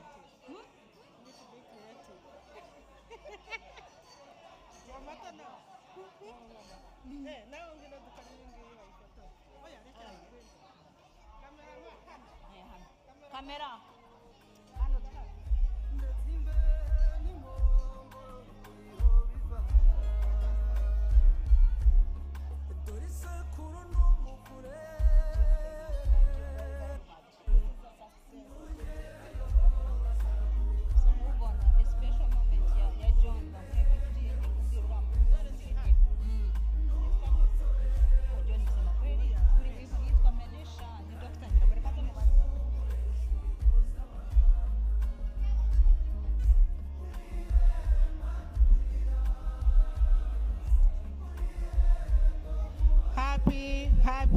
Happy World Milk Day.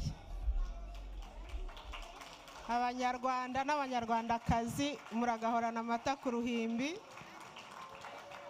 Ibyo ngibyo ntabwo nzi ko babivuga mu Cyongereza. Ngiye kubisubiramo abadamu bavuza impundu. Now, here it is. I don't know how you call him hund in English, but there is a special joyful noise that women world over give when they are happy. I'm going to say Happy World Milk Day. Abagabo bakoma amashyi banihire, hanyuma abagore bavuza impundu. Byancanze. Umunsi mwiza w'amata.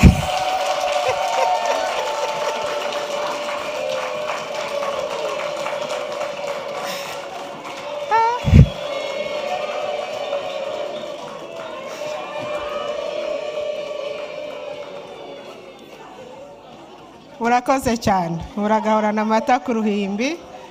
Once again, Happy World Milk Day. Now, I want to call Dr. Menesh from the Indian Dairy Federation. Dr. Menesh, please come over. We have some surprise here. You know, a virtuous woman is characterized by some secret, right? We don't say everything. Please come over here, Prof. Doctor. Then I wish to call none other than Dr. Msemakweli John.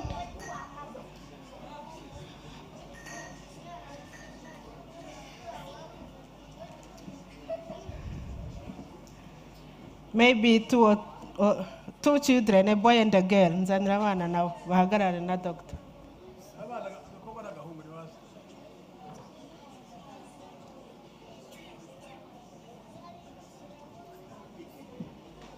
Please go in between.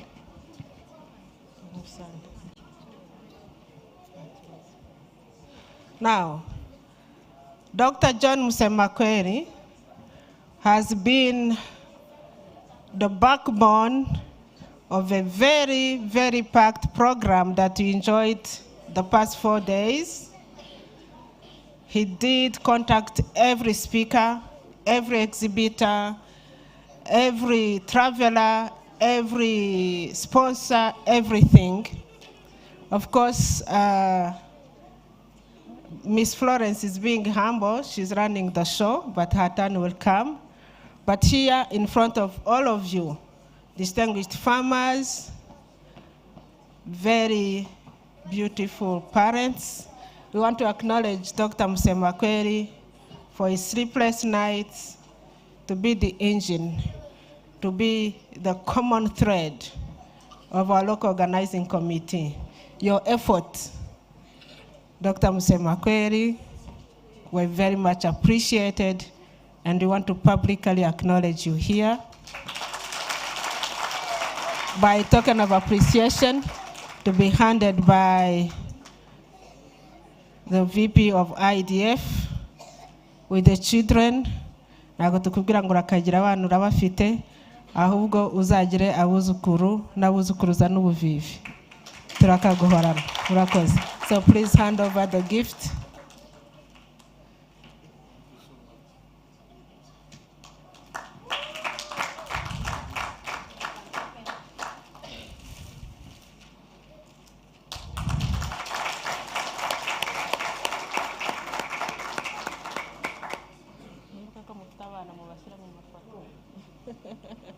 Umwe afata kimwe n'undi afata ikindi.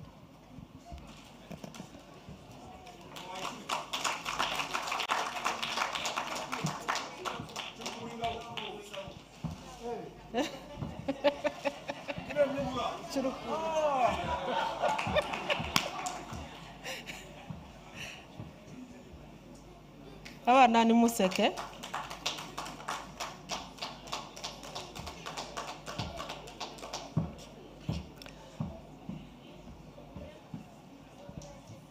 So Murakoze, thank you very much. Now we are headed towards the closing of our session. Thank you.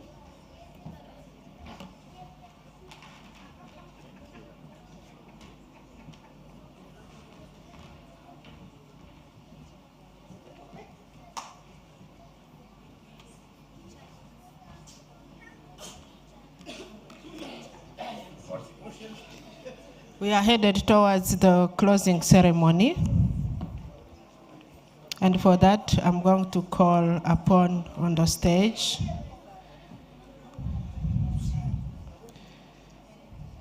Dr. Menesh, you have to come back, IDF. The ED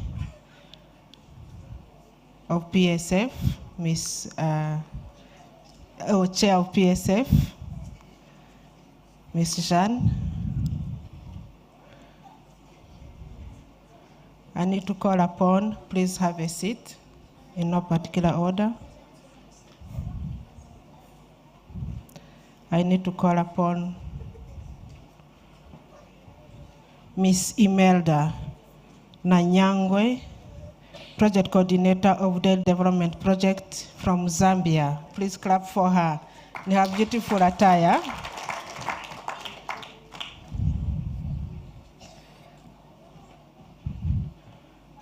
We need to call upon Executive Director of Rwanda National Dairy Platform, Ms. Florence Musime Murungi.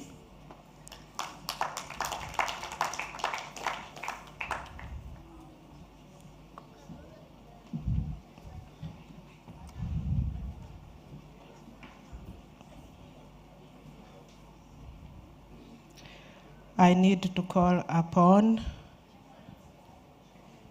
the chair of Inyambo Breeders Association, mu izina ry'aborozi bose ndashaka guhamagara Maître kugira ngo ashimire mu izina ry'aborozi bose.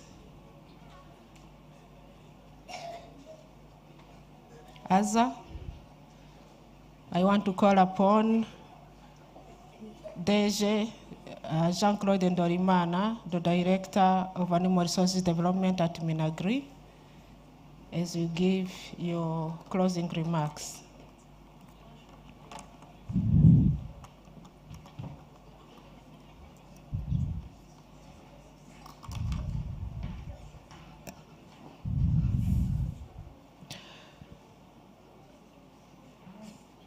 Kubera ko yari inama cyane cyane y'aborozi, nagira ngo mpere kuri Maître uhagarariye aborozi, because this was mainly a meeting of dairy farmers. I'm intentionally picking the dairy farmers because other segments of the dairy subsector could not exist if we didn't have farmers to produce milk as a raw material from which to start to adding values to get all the goodies we enjoy by way of dairy products.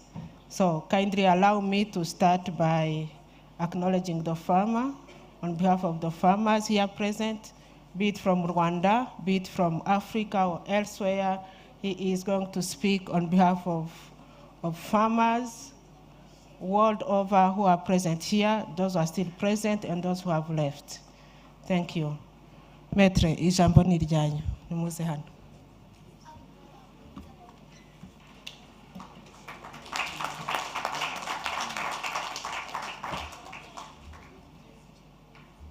Murakoze.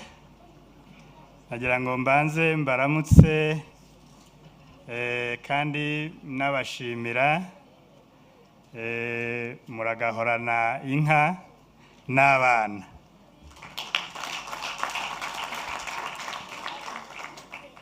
Aborozi bo mu Rwanda twishimiye cyane kuba turi kumwe n'aborozi bo mu bindi bice byo ku isi nabo bakunda inka nk'uko tuzikunda, kandi twishimiye abayobozi bashinzwe gutunganya iki gikorwa bashimye, hari abasabye, hari n'abemeye ko kibera hano mu Rwanda.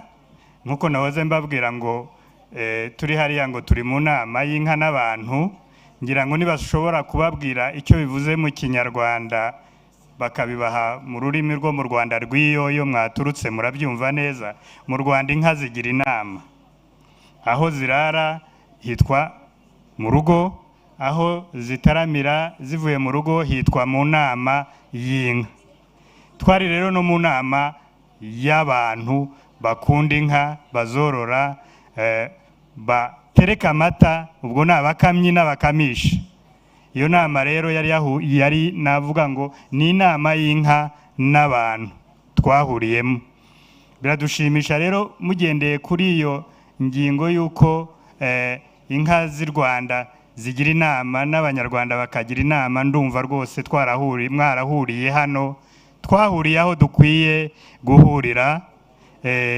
Navuga ko ari iwabo w'inka kandi n'abantu, n'umugisha ndetse n'umugisha. Muraza gukura umugisha mwinshi muri iki gihugu cy'Imana, muri iki gihugu cy'u Rwanda, muri iki gihugu cy'inka n'umugisha n'abana nk'uko mwabonye abana kandi mwabahaye amata. Turabashimiye rero cyane, kandi mumenye ko ntabwo ari ibyishimo biza kurangira uyu munsi, turabimarana igihe kinini. Uko tubatekereje, uko twicaranye muri iyi nama, uko mwatuganiriye hano, tuzajya tubyibuka twishime. Ibyishimo by'inka bihoraho, ibyishimo by'amata bihoraho. Iyo tuvuze aborozi nako nakavuga gato bakaza kukababwira niba biza gushoboka. Ubundi mu Kinyarwanda ubworo, mu bworo bw'ikirenge ni hano. Aha ni mu bworo bw'ikirenge, abahabona. Ubu ni ubworo bw'ikirenge. Iyo tuvuze ubworozi rero, ni ubworomuzi w'abantu, korora inkomoko y'abantu. Imitsi yose igize umuntu ihurira mu bworo bw'ikirenge. Iyo tuvuze rero noneho ubworozi, korora ni ubworo mizi igize abantu, ni imizi y'abantu, ni ubuzima bw'abantu. Baze kugerageza kubabwira aho hantu, ni imizi y'abantu. Mu Rwanda rero tubyita ubworozi, mu mizi y'abantu. Turabashimiye rero cyane. Nshimye kandi ababyeyi uko bateguye igikorwa cyo kuzana abana hano, abana kubaha amata.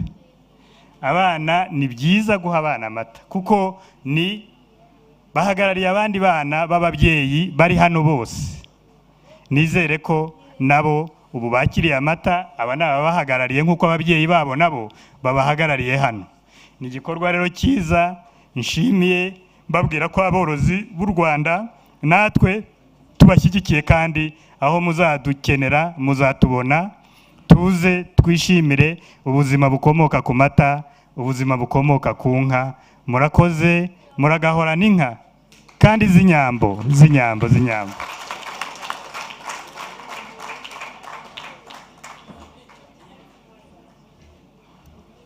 So let me try some translation.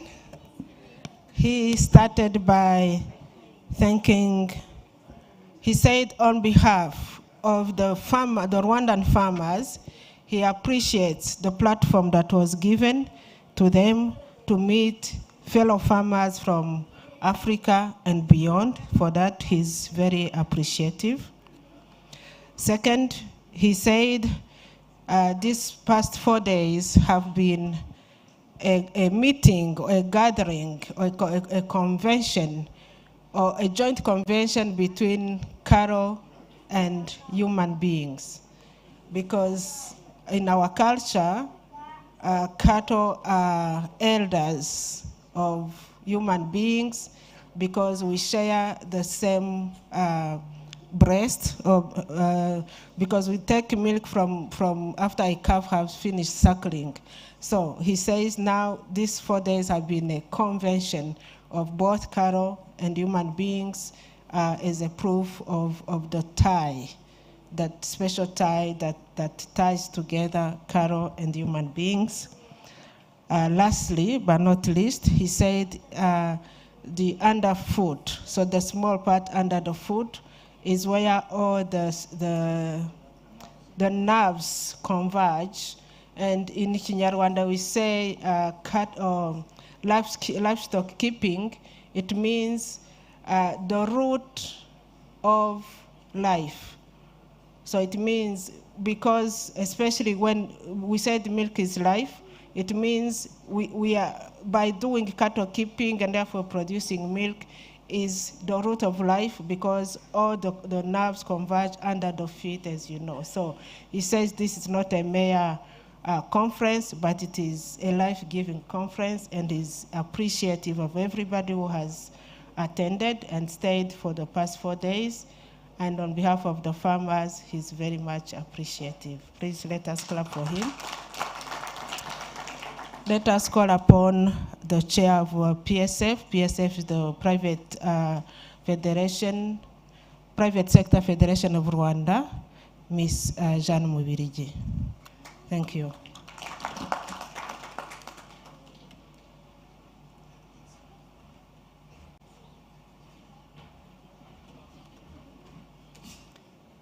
Thank you, moderator, and good afternoon, everyone. It's already the afternoon. All protocol observed. As the Private Sector Federation in Rwanda, I'm very happy to be here today to reaffirm our unveiling commitment to strengthening the Rwanda's dairy sector by attracting private investment across the entire value chain, from feed production, processing plant, to cold chain logistics. We are particularly excited about the newly inaugurated Inyanya milk powder plant with a capacity of 650,000 liters of milk daily. This facility opens up new export opportunities and expand market access. To ensure inclusive growth, the Private Sector Federation is actively supporting the private owners of private sector companies being in dairy sector, but also we are supporting particularly women entrepreneurs through our special cluster, and this cluster is playing a key role in formalizing women-led businesses, providing them with tools. And allow me today to highlight and emphasize the importance of digital tools for women companies, women businesses. As our sister Dr. Sarah mentioned, the financing gap of 42 billion is huge, but can be wider if we don't embrace technology in our businesses. So I encourage women entrepreneurs, women-led businesses to embrace technology today. So we provide digital tools, we provide business training. We also provide continuous and access to market. I encourage Rwandan women entrepreneurs here today to also join as the Federation to work together to more sustainable businesses. We recognize the pressing challenges faced by dairy farmers, particularly in Nyagatare, Eastern Province, where issues such as water access, feed storage, shortage, and infrastructure gaps persist. These must be addressed to ensure sustainable production and long-term resilience. I commend the work of the Rwanda National Dairy Platform and ensure to reiterate our intent to continue partner to advocate for continuous solutions to those challenges. All of us, let's carry the momentum of this conference forward into our communities, our boardrooms, and our national plans.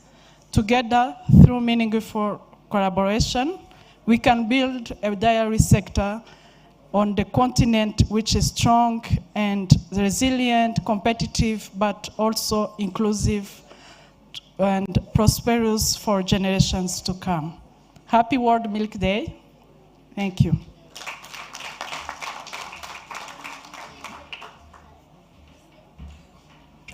Thank you very much. The chairperson of the private sector federation in Rwanda, Dr. Sarah said Rwanda is leading the way in involving women. You can see even the private sector has trusted a woman this important leadership. So thank you for taking up the challenge, Ms. Mubirigi. Up next, I'm pleased to call upon Ms. Imelda Nanyangwe, Project Coordinator, Dairy for Development Project in Zambia. She's going to speak from the perspective of all participants, international participants from 12 countries, but she also has a word to say on this World Milk Day. Over to you, Ms. Imelda. Thank you very much. I can say that I'm really honored to stand before you to say something. Happy World Milk Day to every one of you. As she mentioned, I'm Imelda Nanyangwe.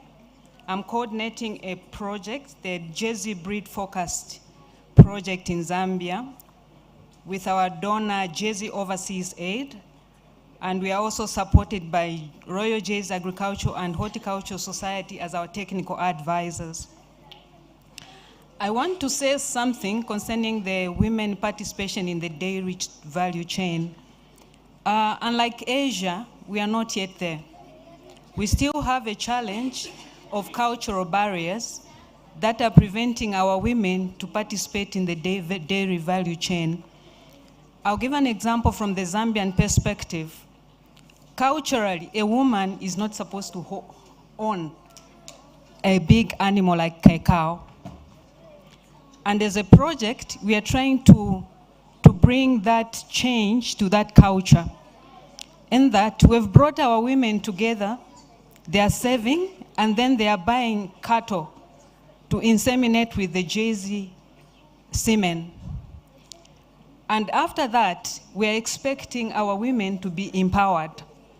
We are not changing or maybe trying to bring another theory in the culture, or we are not trying to get away or grab the headship of men in the homes, but we are facilitating in such a way that development comes from a home, and the home means a man and a woman. So we are telling them that from these animals, when they buy, a man will have a line of an account with the milk center where they will have income that will take care of other things that are needed, like capital issues. The woman will also have another line of her animals. And I think I'm addressing the concerns that he said that the income that comes from milk is not shared correctly. And we also have the part that we also want the children to have a line for their education. And I think this will bring change. So, in short, what I'm trying to say is that we are taking little steps to change the whole culture of a woman so that a woman can have an animal that will bring change in the home. Women have influence from the development of a child to an adult. So we want that influence that when they have an animal, they will be able to influence the young ones to start dairy, not as a business when people want to retire, that's when they want to go into dairy business. But we want it to come from a tender age. Use the influence of a woman from a tender age that a child will be able to be modeled, that the dairy value chain will be part of them as they grow. And on behalf of all the women or all the participants that came from all the African countries, I can say this was a life-changing moment for all of us. We pray that all of us, from wherever we are coming from, will be able to change things as we get back. Once again, happy World Milk Day to all of us. Thank you.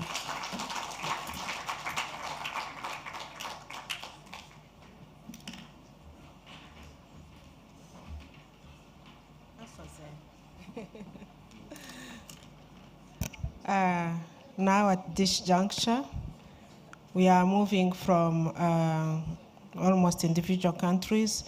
I'm going to call upon Dr. Sarah Osia from AU AIBA to give her closing remarks. She's seated and just next to me. We were just challenged by the space on the panel, but we will not miss her parting words. Thank you.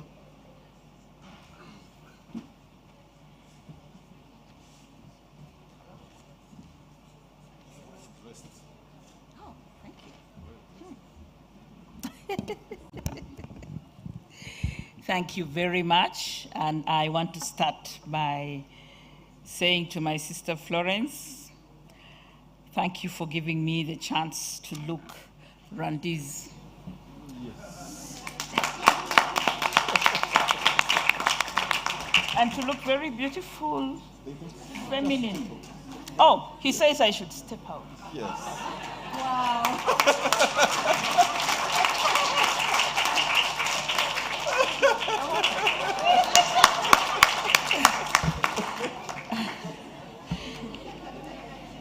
Thank you, Florence. I will not forget you. You are my sister in my heart. So thank you very much, and happy World Milk Day. And I hope you all enjoyed the milk. Did you enjoy the milk, children? Nice milk? Yes, very good. Okay, so I just want to say a few comments, even as we come to the close of this particular conference and this celebration today. Our donor, Dr. Donald, represented by Dr. Donald Nkrumah, in discussing some of these issues, he made a very important remark. He said that the work that we're doing around feed and fodder has shown us that Africa is able to resolve what seems like an irretractable issue, that it can be solved, and that Africa has solutions and Africa has resources to do this. I think this is what I can give to us over here. That actually some of the things that have been difficult for us as Africans, in particular nutrition of our children, if we have 30% of our children stunted and then many more malnutrited, if we have 50% of our children dying because of nutrition deficiencies, and this has persisted, these are things that we can resolve by taking actions and with the solutions that we have at hand and with resources that we have at hand. But I like what Aryong said. He said, there's money to be made. That's the most wonderful thing. And if we move from landline to mobile phones, where everyone has mobile phones. Some men here have 3. Nice ones. And I know some women, they are laughing. They also have 4. If that is the case, that is the model for us to make sure that people are drinking 1 glass, 2, 3, 4 glasses of milk a day, isn't it? We will sell more milk. We will have more money as a sector. We can now start to envision an industry from this sector. But we also know that Africa has some solutions to how we can do things better. We've seen around the world some of the problems that come from livestock keeping. We can sidestep those and do more efficient approaches. And those efficient approaches also help us with our pocket. Women are central to bridging the productivity gap. That's what we said. Let's change our narratives. Let's change how we talk about things. And I think Dr. Bola, Professor Bola, has just emphasized that so much. I want to see that ad come up. I want to challenge Rwanda to be the first to put that ad up. Brain power food. Florence, I'm challenging you. Have you heard? I want you to send me something that says milk for brain power. Seriously. And you can put at the bottom, all our children can be number one. I think that's what we all want, isn't it? Moms and dads, all of us. Our children can all be number one. Our children can all be their best. I think that's the messaging we need to put out about milk. Drink milk. Brain power food. Our children can all be number one, isn't it? That's the messaging we need to speak for Africa. And we will have a human resource that is extraordinary. Look at how tall Florence is. Look at that. Oh, she didn't even know how to chew food, but she was just growing. So I think we need to change our narrative. We need to change our messaging. We need even to demand from our politicians that if you want us to vote for you, make sure that our children get the right food and the right nutrition. That said, we cannot do that without innovative finance, and we have to work on both our dairy and our feed and fodder sectors, and this cannot be done by just one or two people. It must be done on a multi-sectoral approach, which is why I like that you have private sector right here. So let's change aspiration to action. Whatever we have had here, whatever we have learned here, let it go from aspiration to action. Thank you. And African Union Inter-African Bureau remains a partner in achieving all of this. Thank you so much.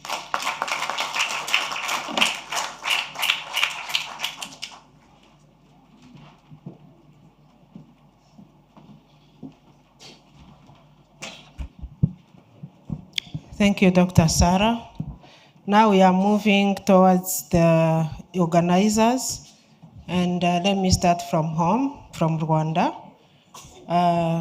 Executive Director of Rwanda National Dairy Platform, Ms. Florence Murongi, over to you.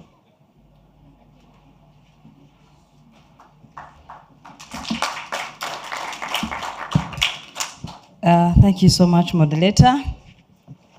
A few minutes ago, I said in our own language that igitangaza cyabaye mu Rwanda.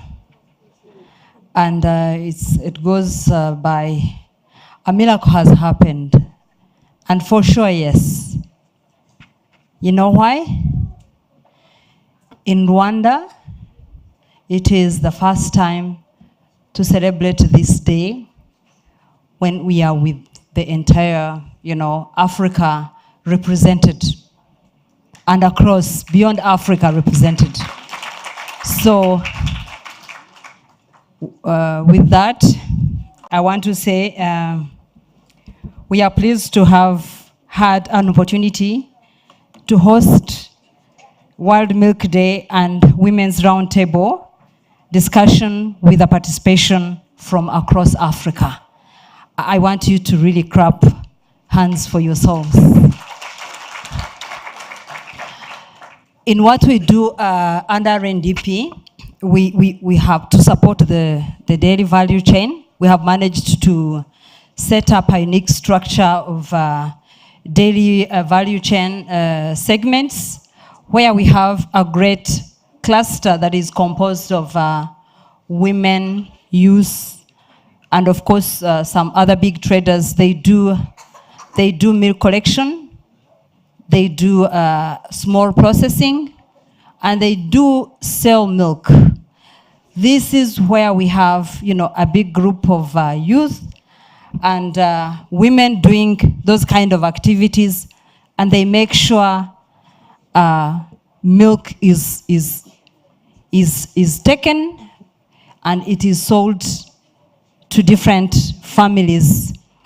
So I want to encourage everyone. I want to encourage my sisters, brothers from Zimbabwe, from Malawi. we need to come up with really a unique structure that is addressing all these issues. I'm not forgetting what we have been coming more often, feeding and feed production, but also feeding and fodder and plenty milk produced can only be realized together with high milk consumption late in our countries, in our African continent. To our children, I think I have to talk to the children. Abana, mumeze neza?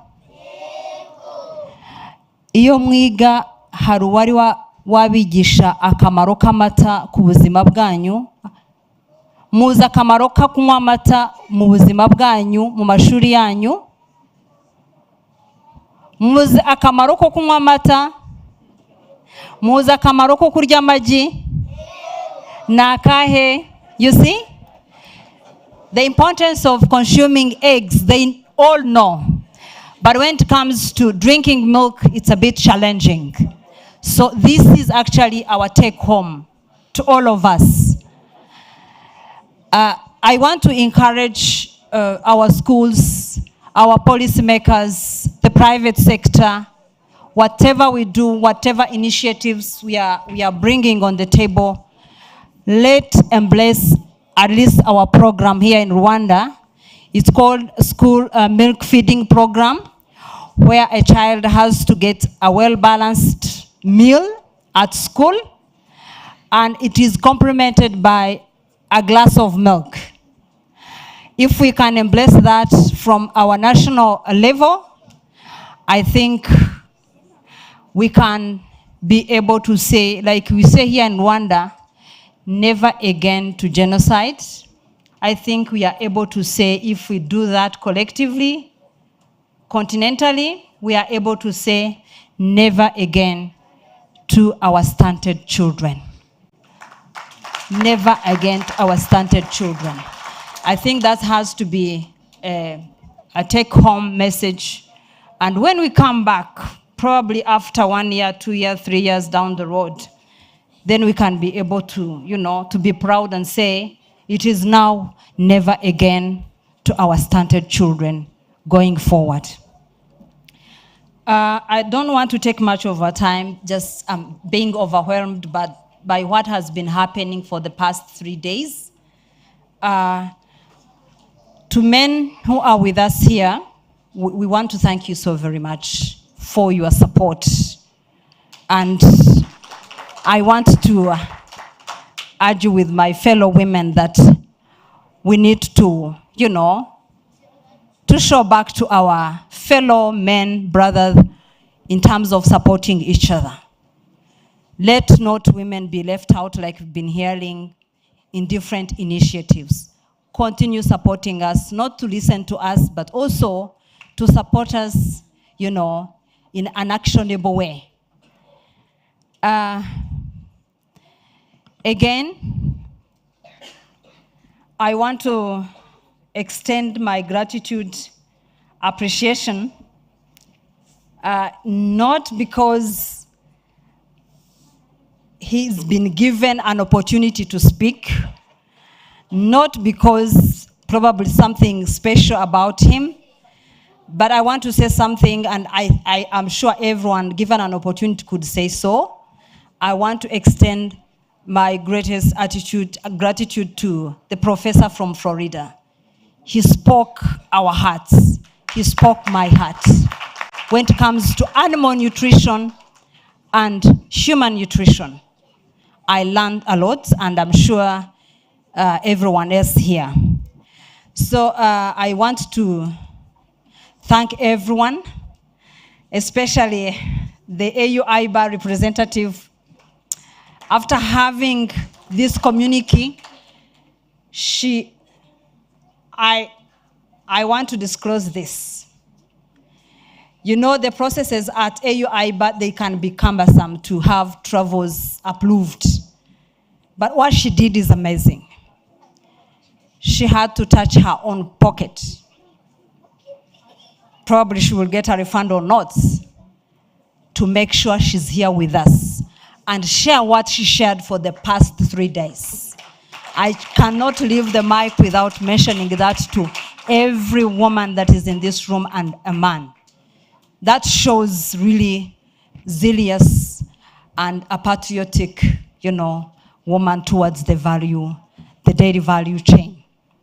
So without taking much of this time, I want to thank IDF representative here, the board member, Apollina, for your staying back and share all this information that the continent has been lacking to listen to and for sure implement. Thank you so much.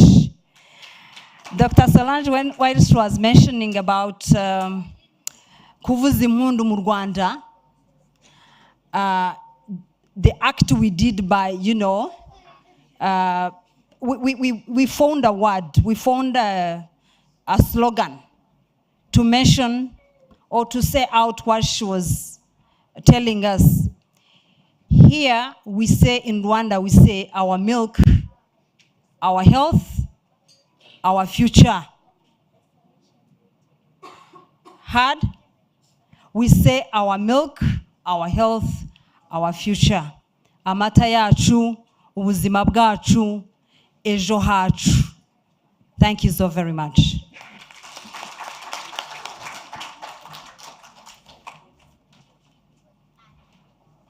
Thank you, Edie. People are becoming poetic because of milk. Isn't it beautiful? That's the power of milk, right? At this juncture, I wish to call upon Dr. Menesha, board member of IDF and chairman of Dairy Development Board India, to speak on behalf of IDF, which has graciously allowed Rwanda to host this first ever regional IDF conference for Africa. Thank you.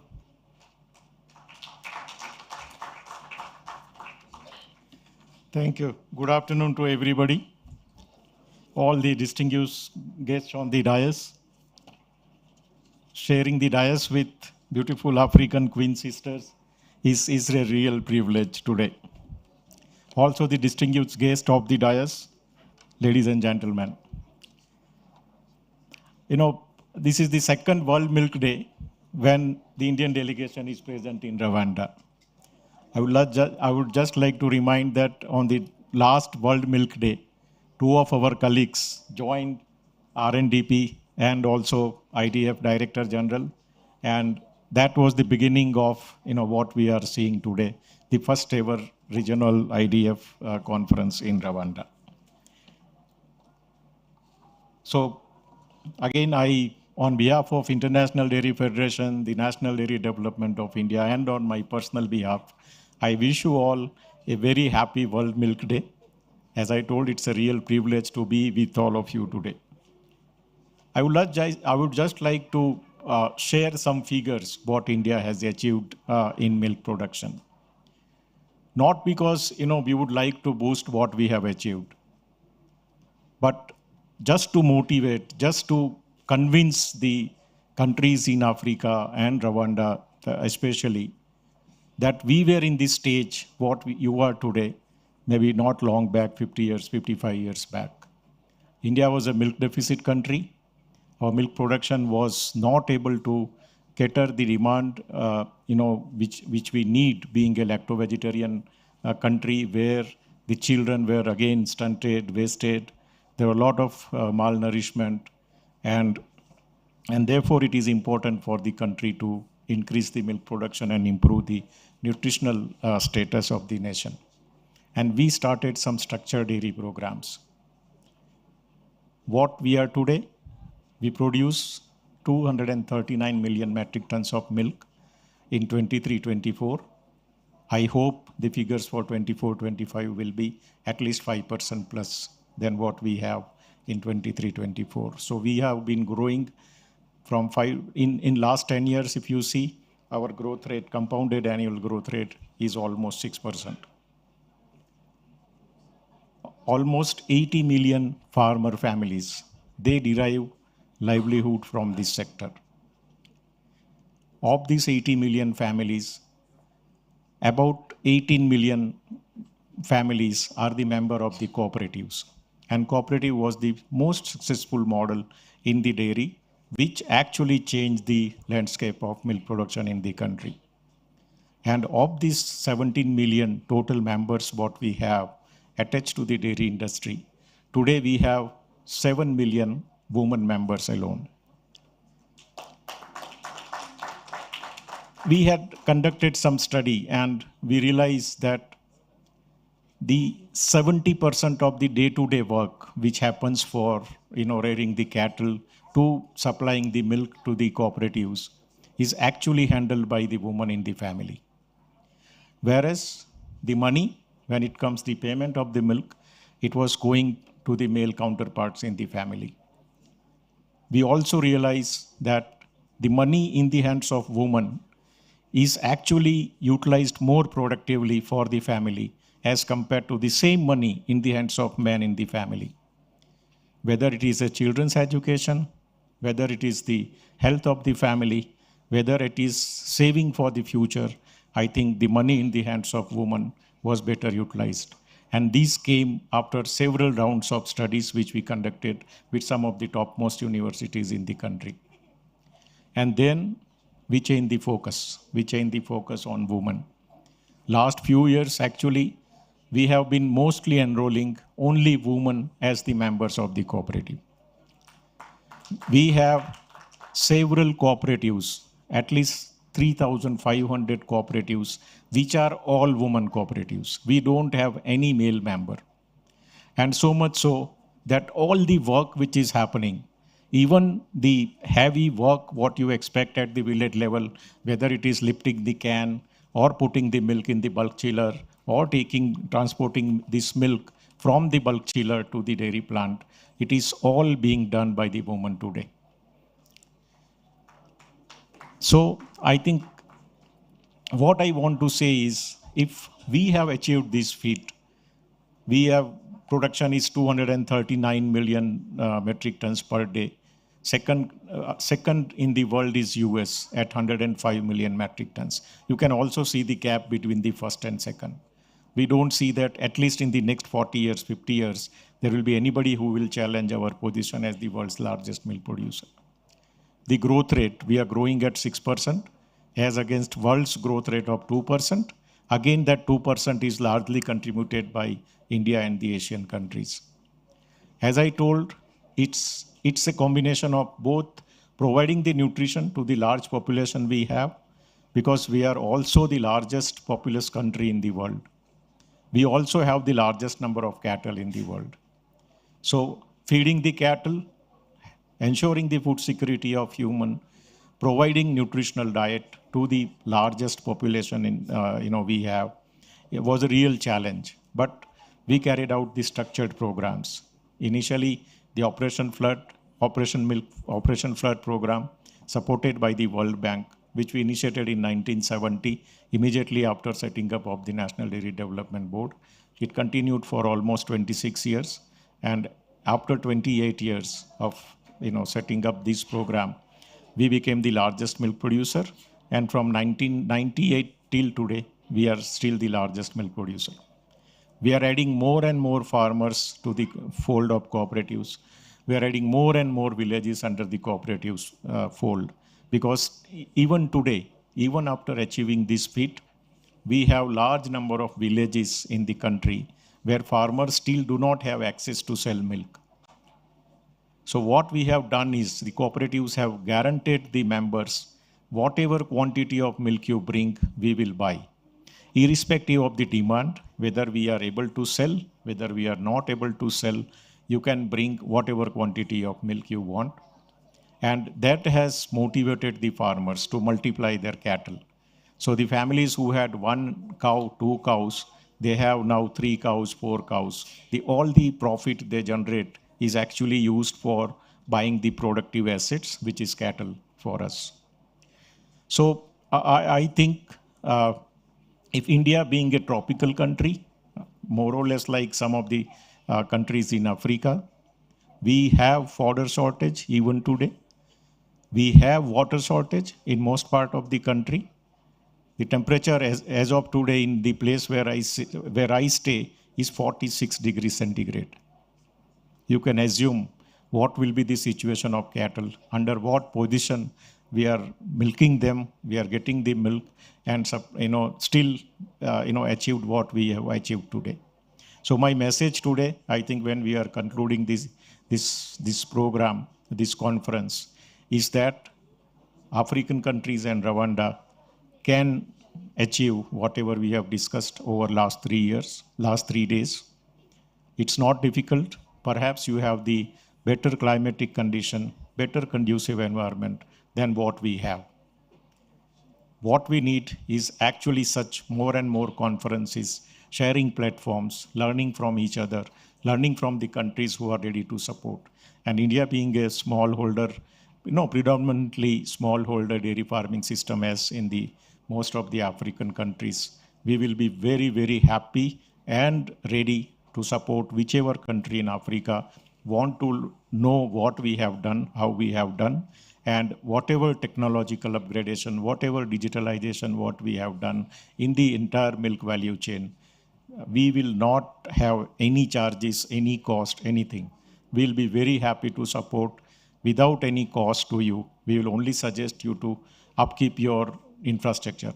What we bring in form of technology will be just sharing, to the neighboring nations.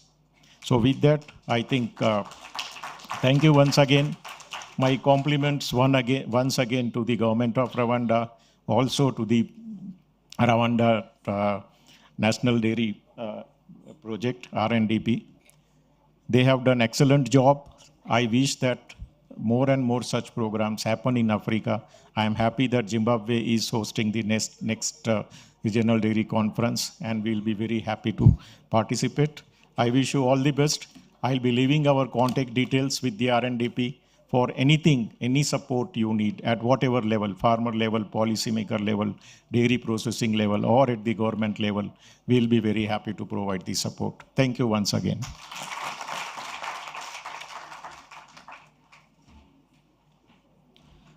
Last but not definitely least, Director General in charge of Animal Resources Development at the Ministry of Agriculture and Animal Resources, Jean-Claude Ndorimana. The floor is yours.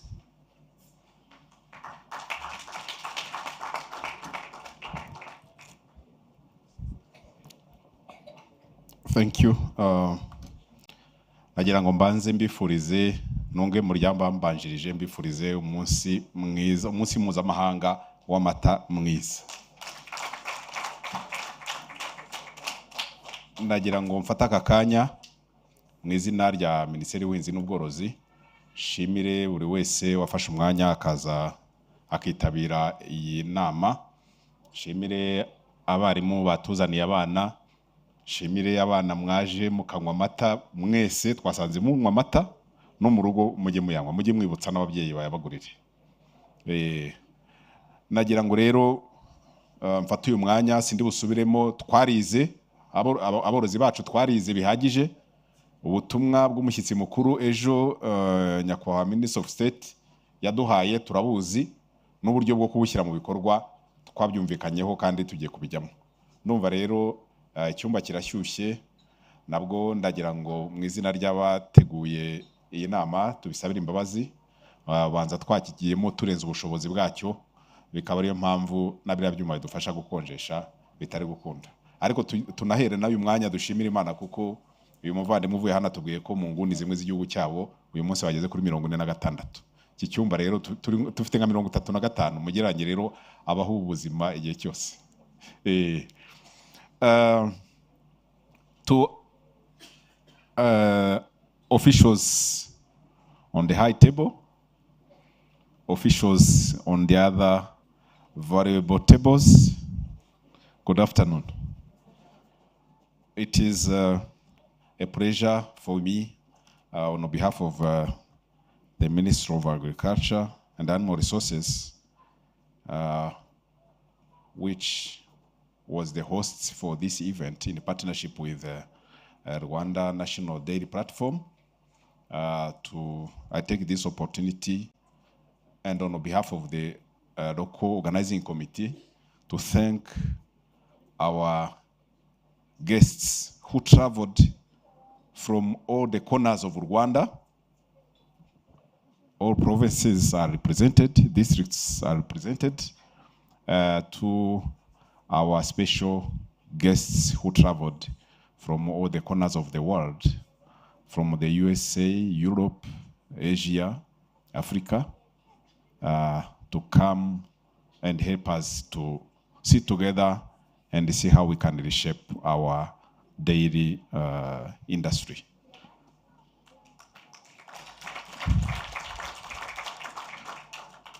I thank particularly the IDF for choosing Rwanda to be the first host in Africa for this noble conference. I thank the AU IBA. Dr. Sarah has been very active, and we didn't have enough time for her, to deliver what she planned to give us. I think this is the introduction. This is not the end. I commend the coordination role by the Rwanda Dairy Platform for the success of this event. I thank the organizing committee. Rwanda RNDP is part of the local organizing committee, but I thank also the service providers for the audiovisual, for the decoration, those who have been giving us delicious food. This is the 4th day, and I didn't get as the coordinator of this local organizing committee, I didn't have any single case of food poisoning. I hope, or shortage of food. Yes, so I hope that as we are heading to our lunch, which after that we shall say goodbye. I hope that it will remain the same. Yes, so during the local organizing committee meetings, I was telling them that the way I trust this restaurant which has been giving us food, I'm the test. If you find me eating, don't have any problem, make sure that others will be safe. Yes, my stomach is very sensitive, but due to milk, I don't go to hospitals because I drink milk. I take this opportunity. We need to talk too much because my boss yesterday has officially closed this event. But today I just want to once again thank everyone who actively participated to the success of this event, and take this opportunity to wish you safe travels back home, those taking flights to your respective countries, our friends from Rwanda driving to their respective homes. We wish you safe journey. And in the ministry, we have a slogan say that let there be food in Rwanda. So let me add, for the interest of the World Milk Day celebration, say that let there be milk in our families.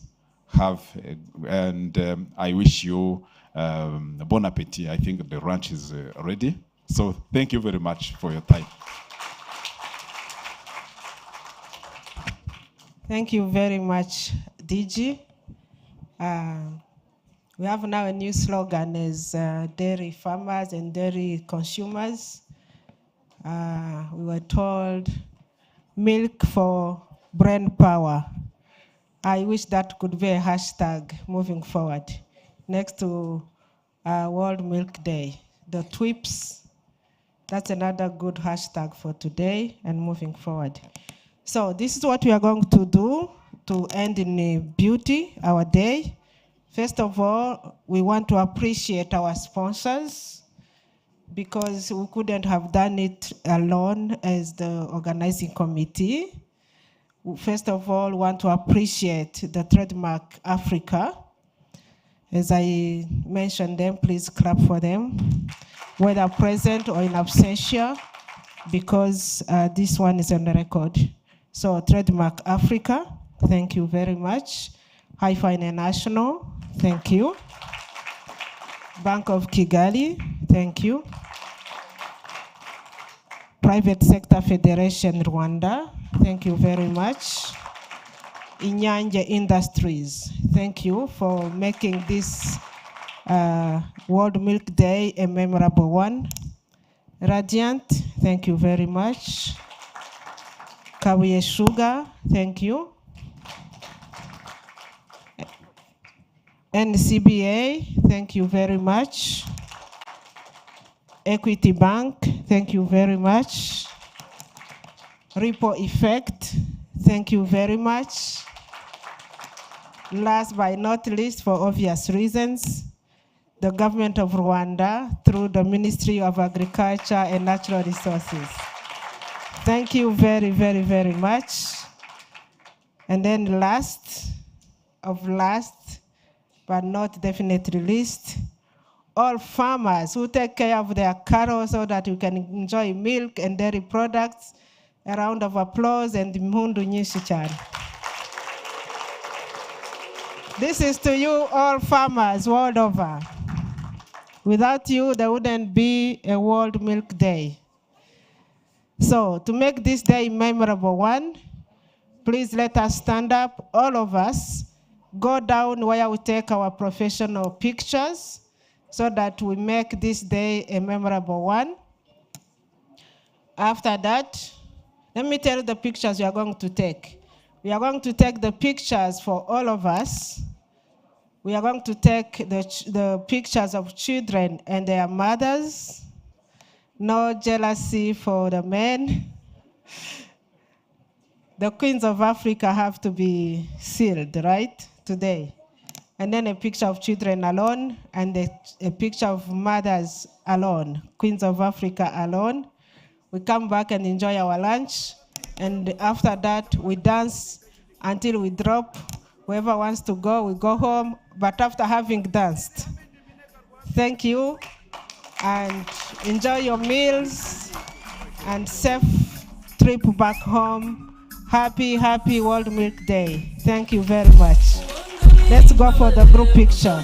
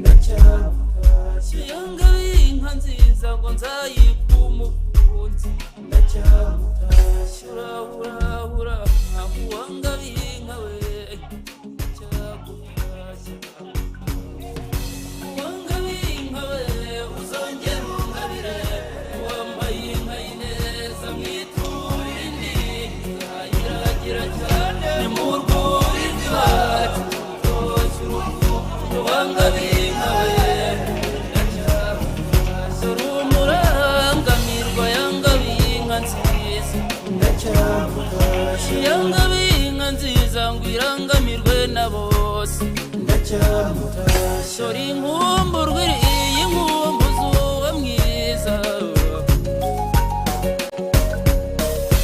Wangabinka we uzongera ungabire wambaye inka y'ineza mwiturinde iragira cyane mu rwuri rw'iwacu mutoshye urugo Wangabinka we mugoboka rugamba Yangabinka we Yangabinka nziza ngwizakamira umuryango Isine ya mwizi kabiro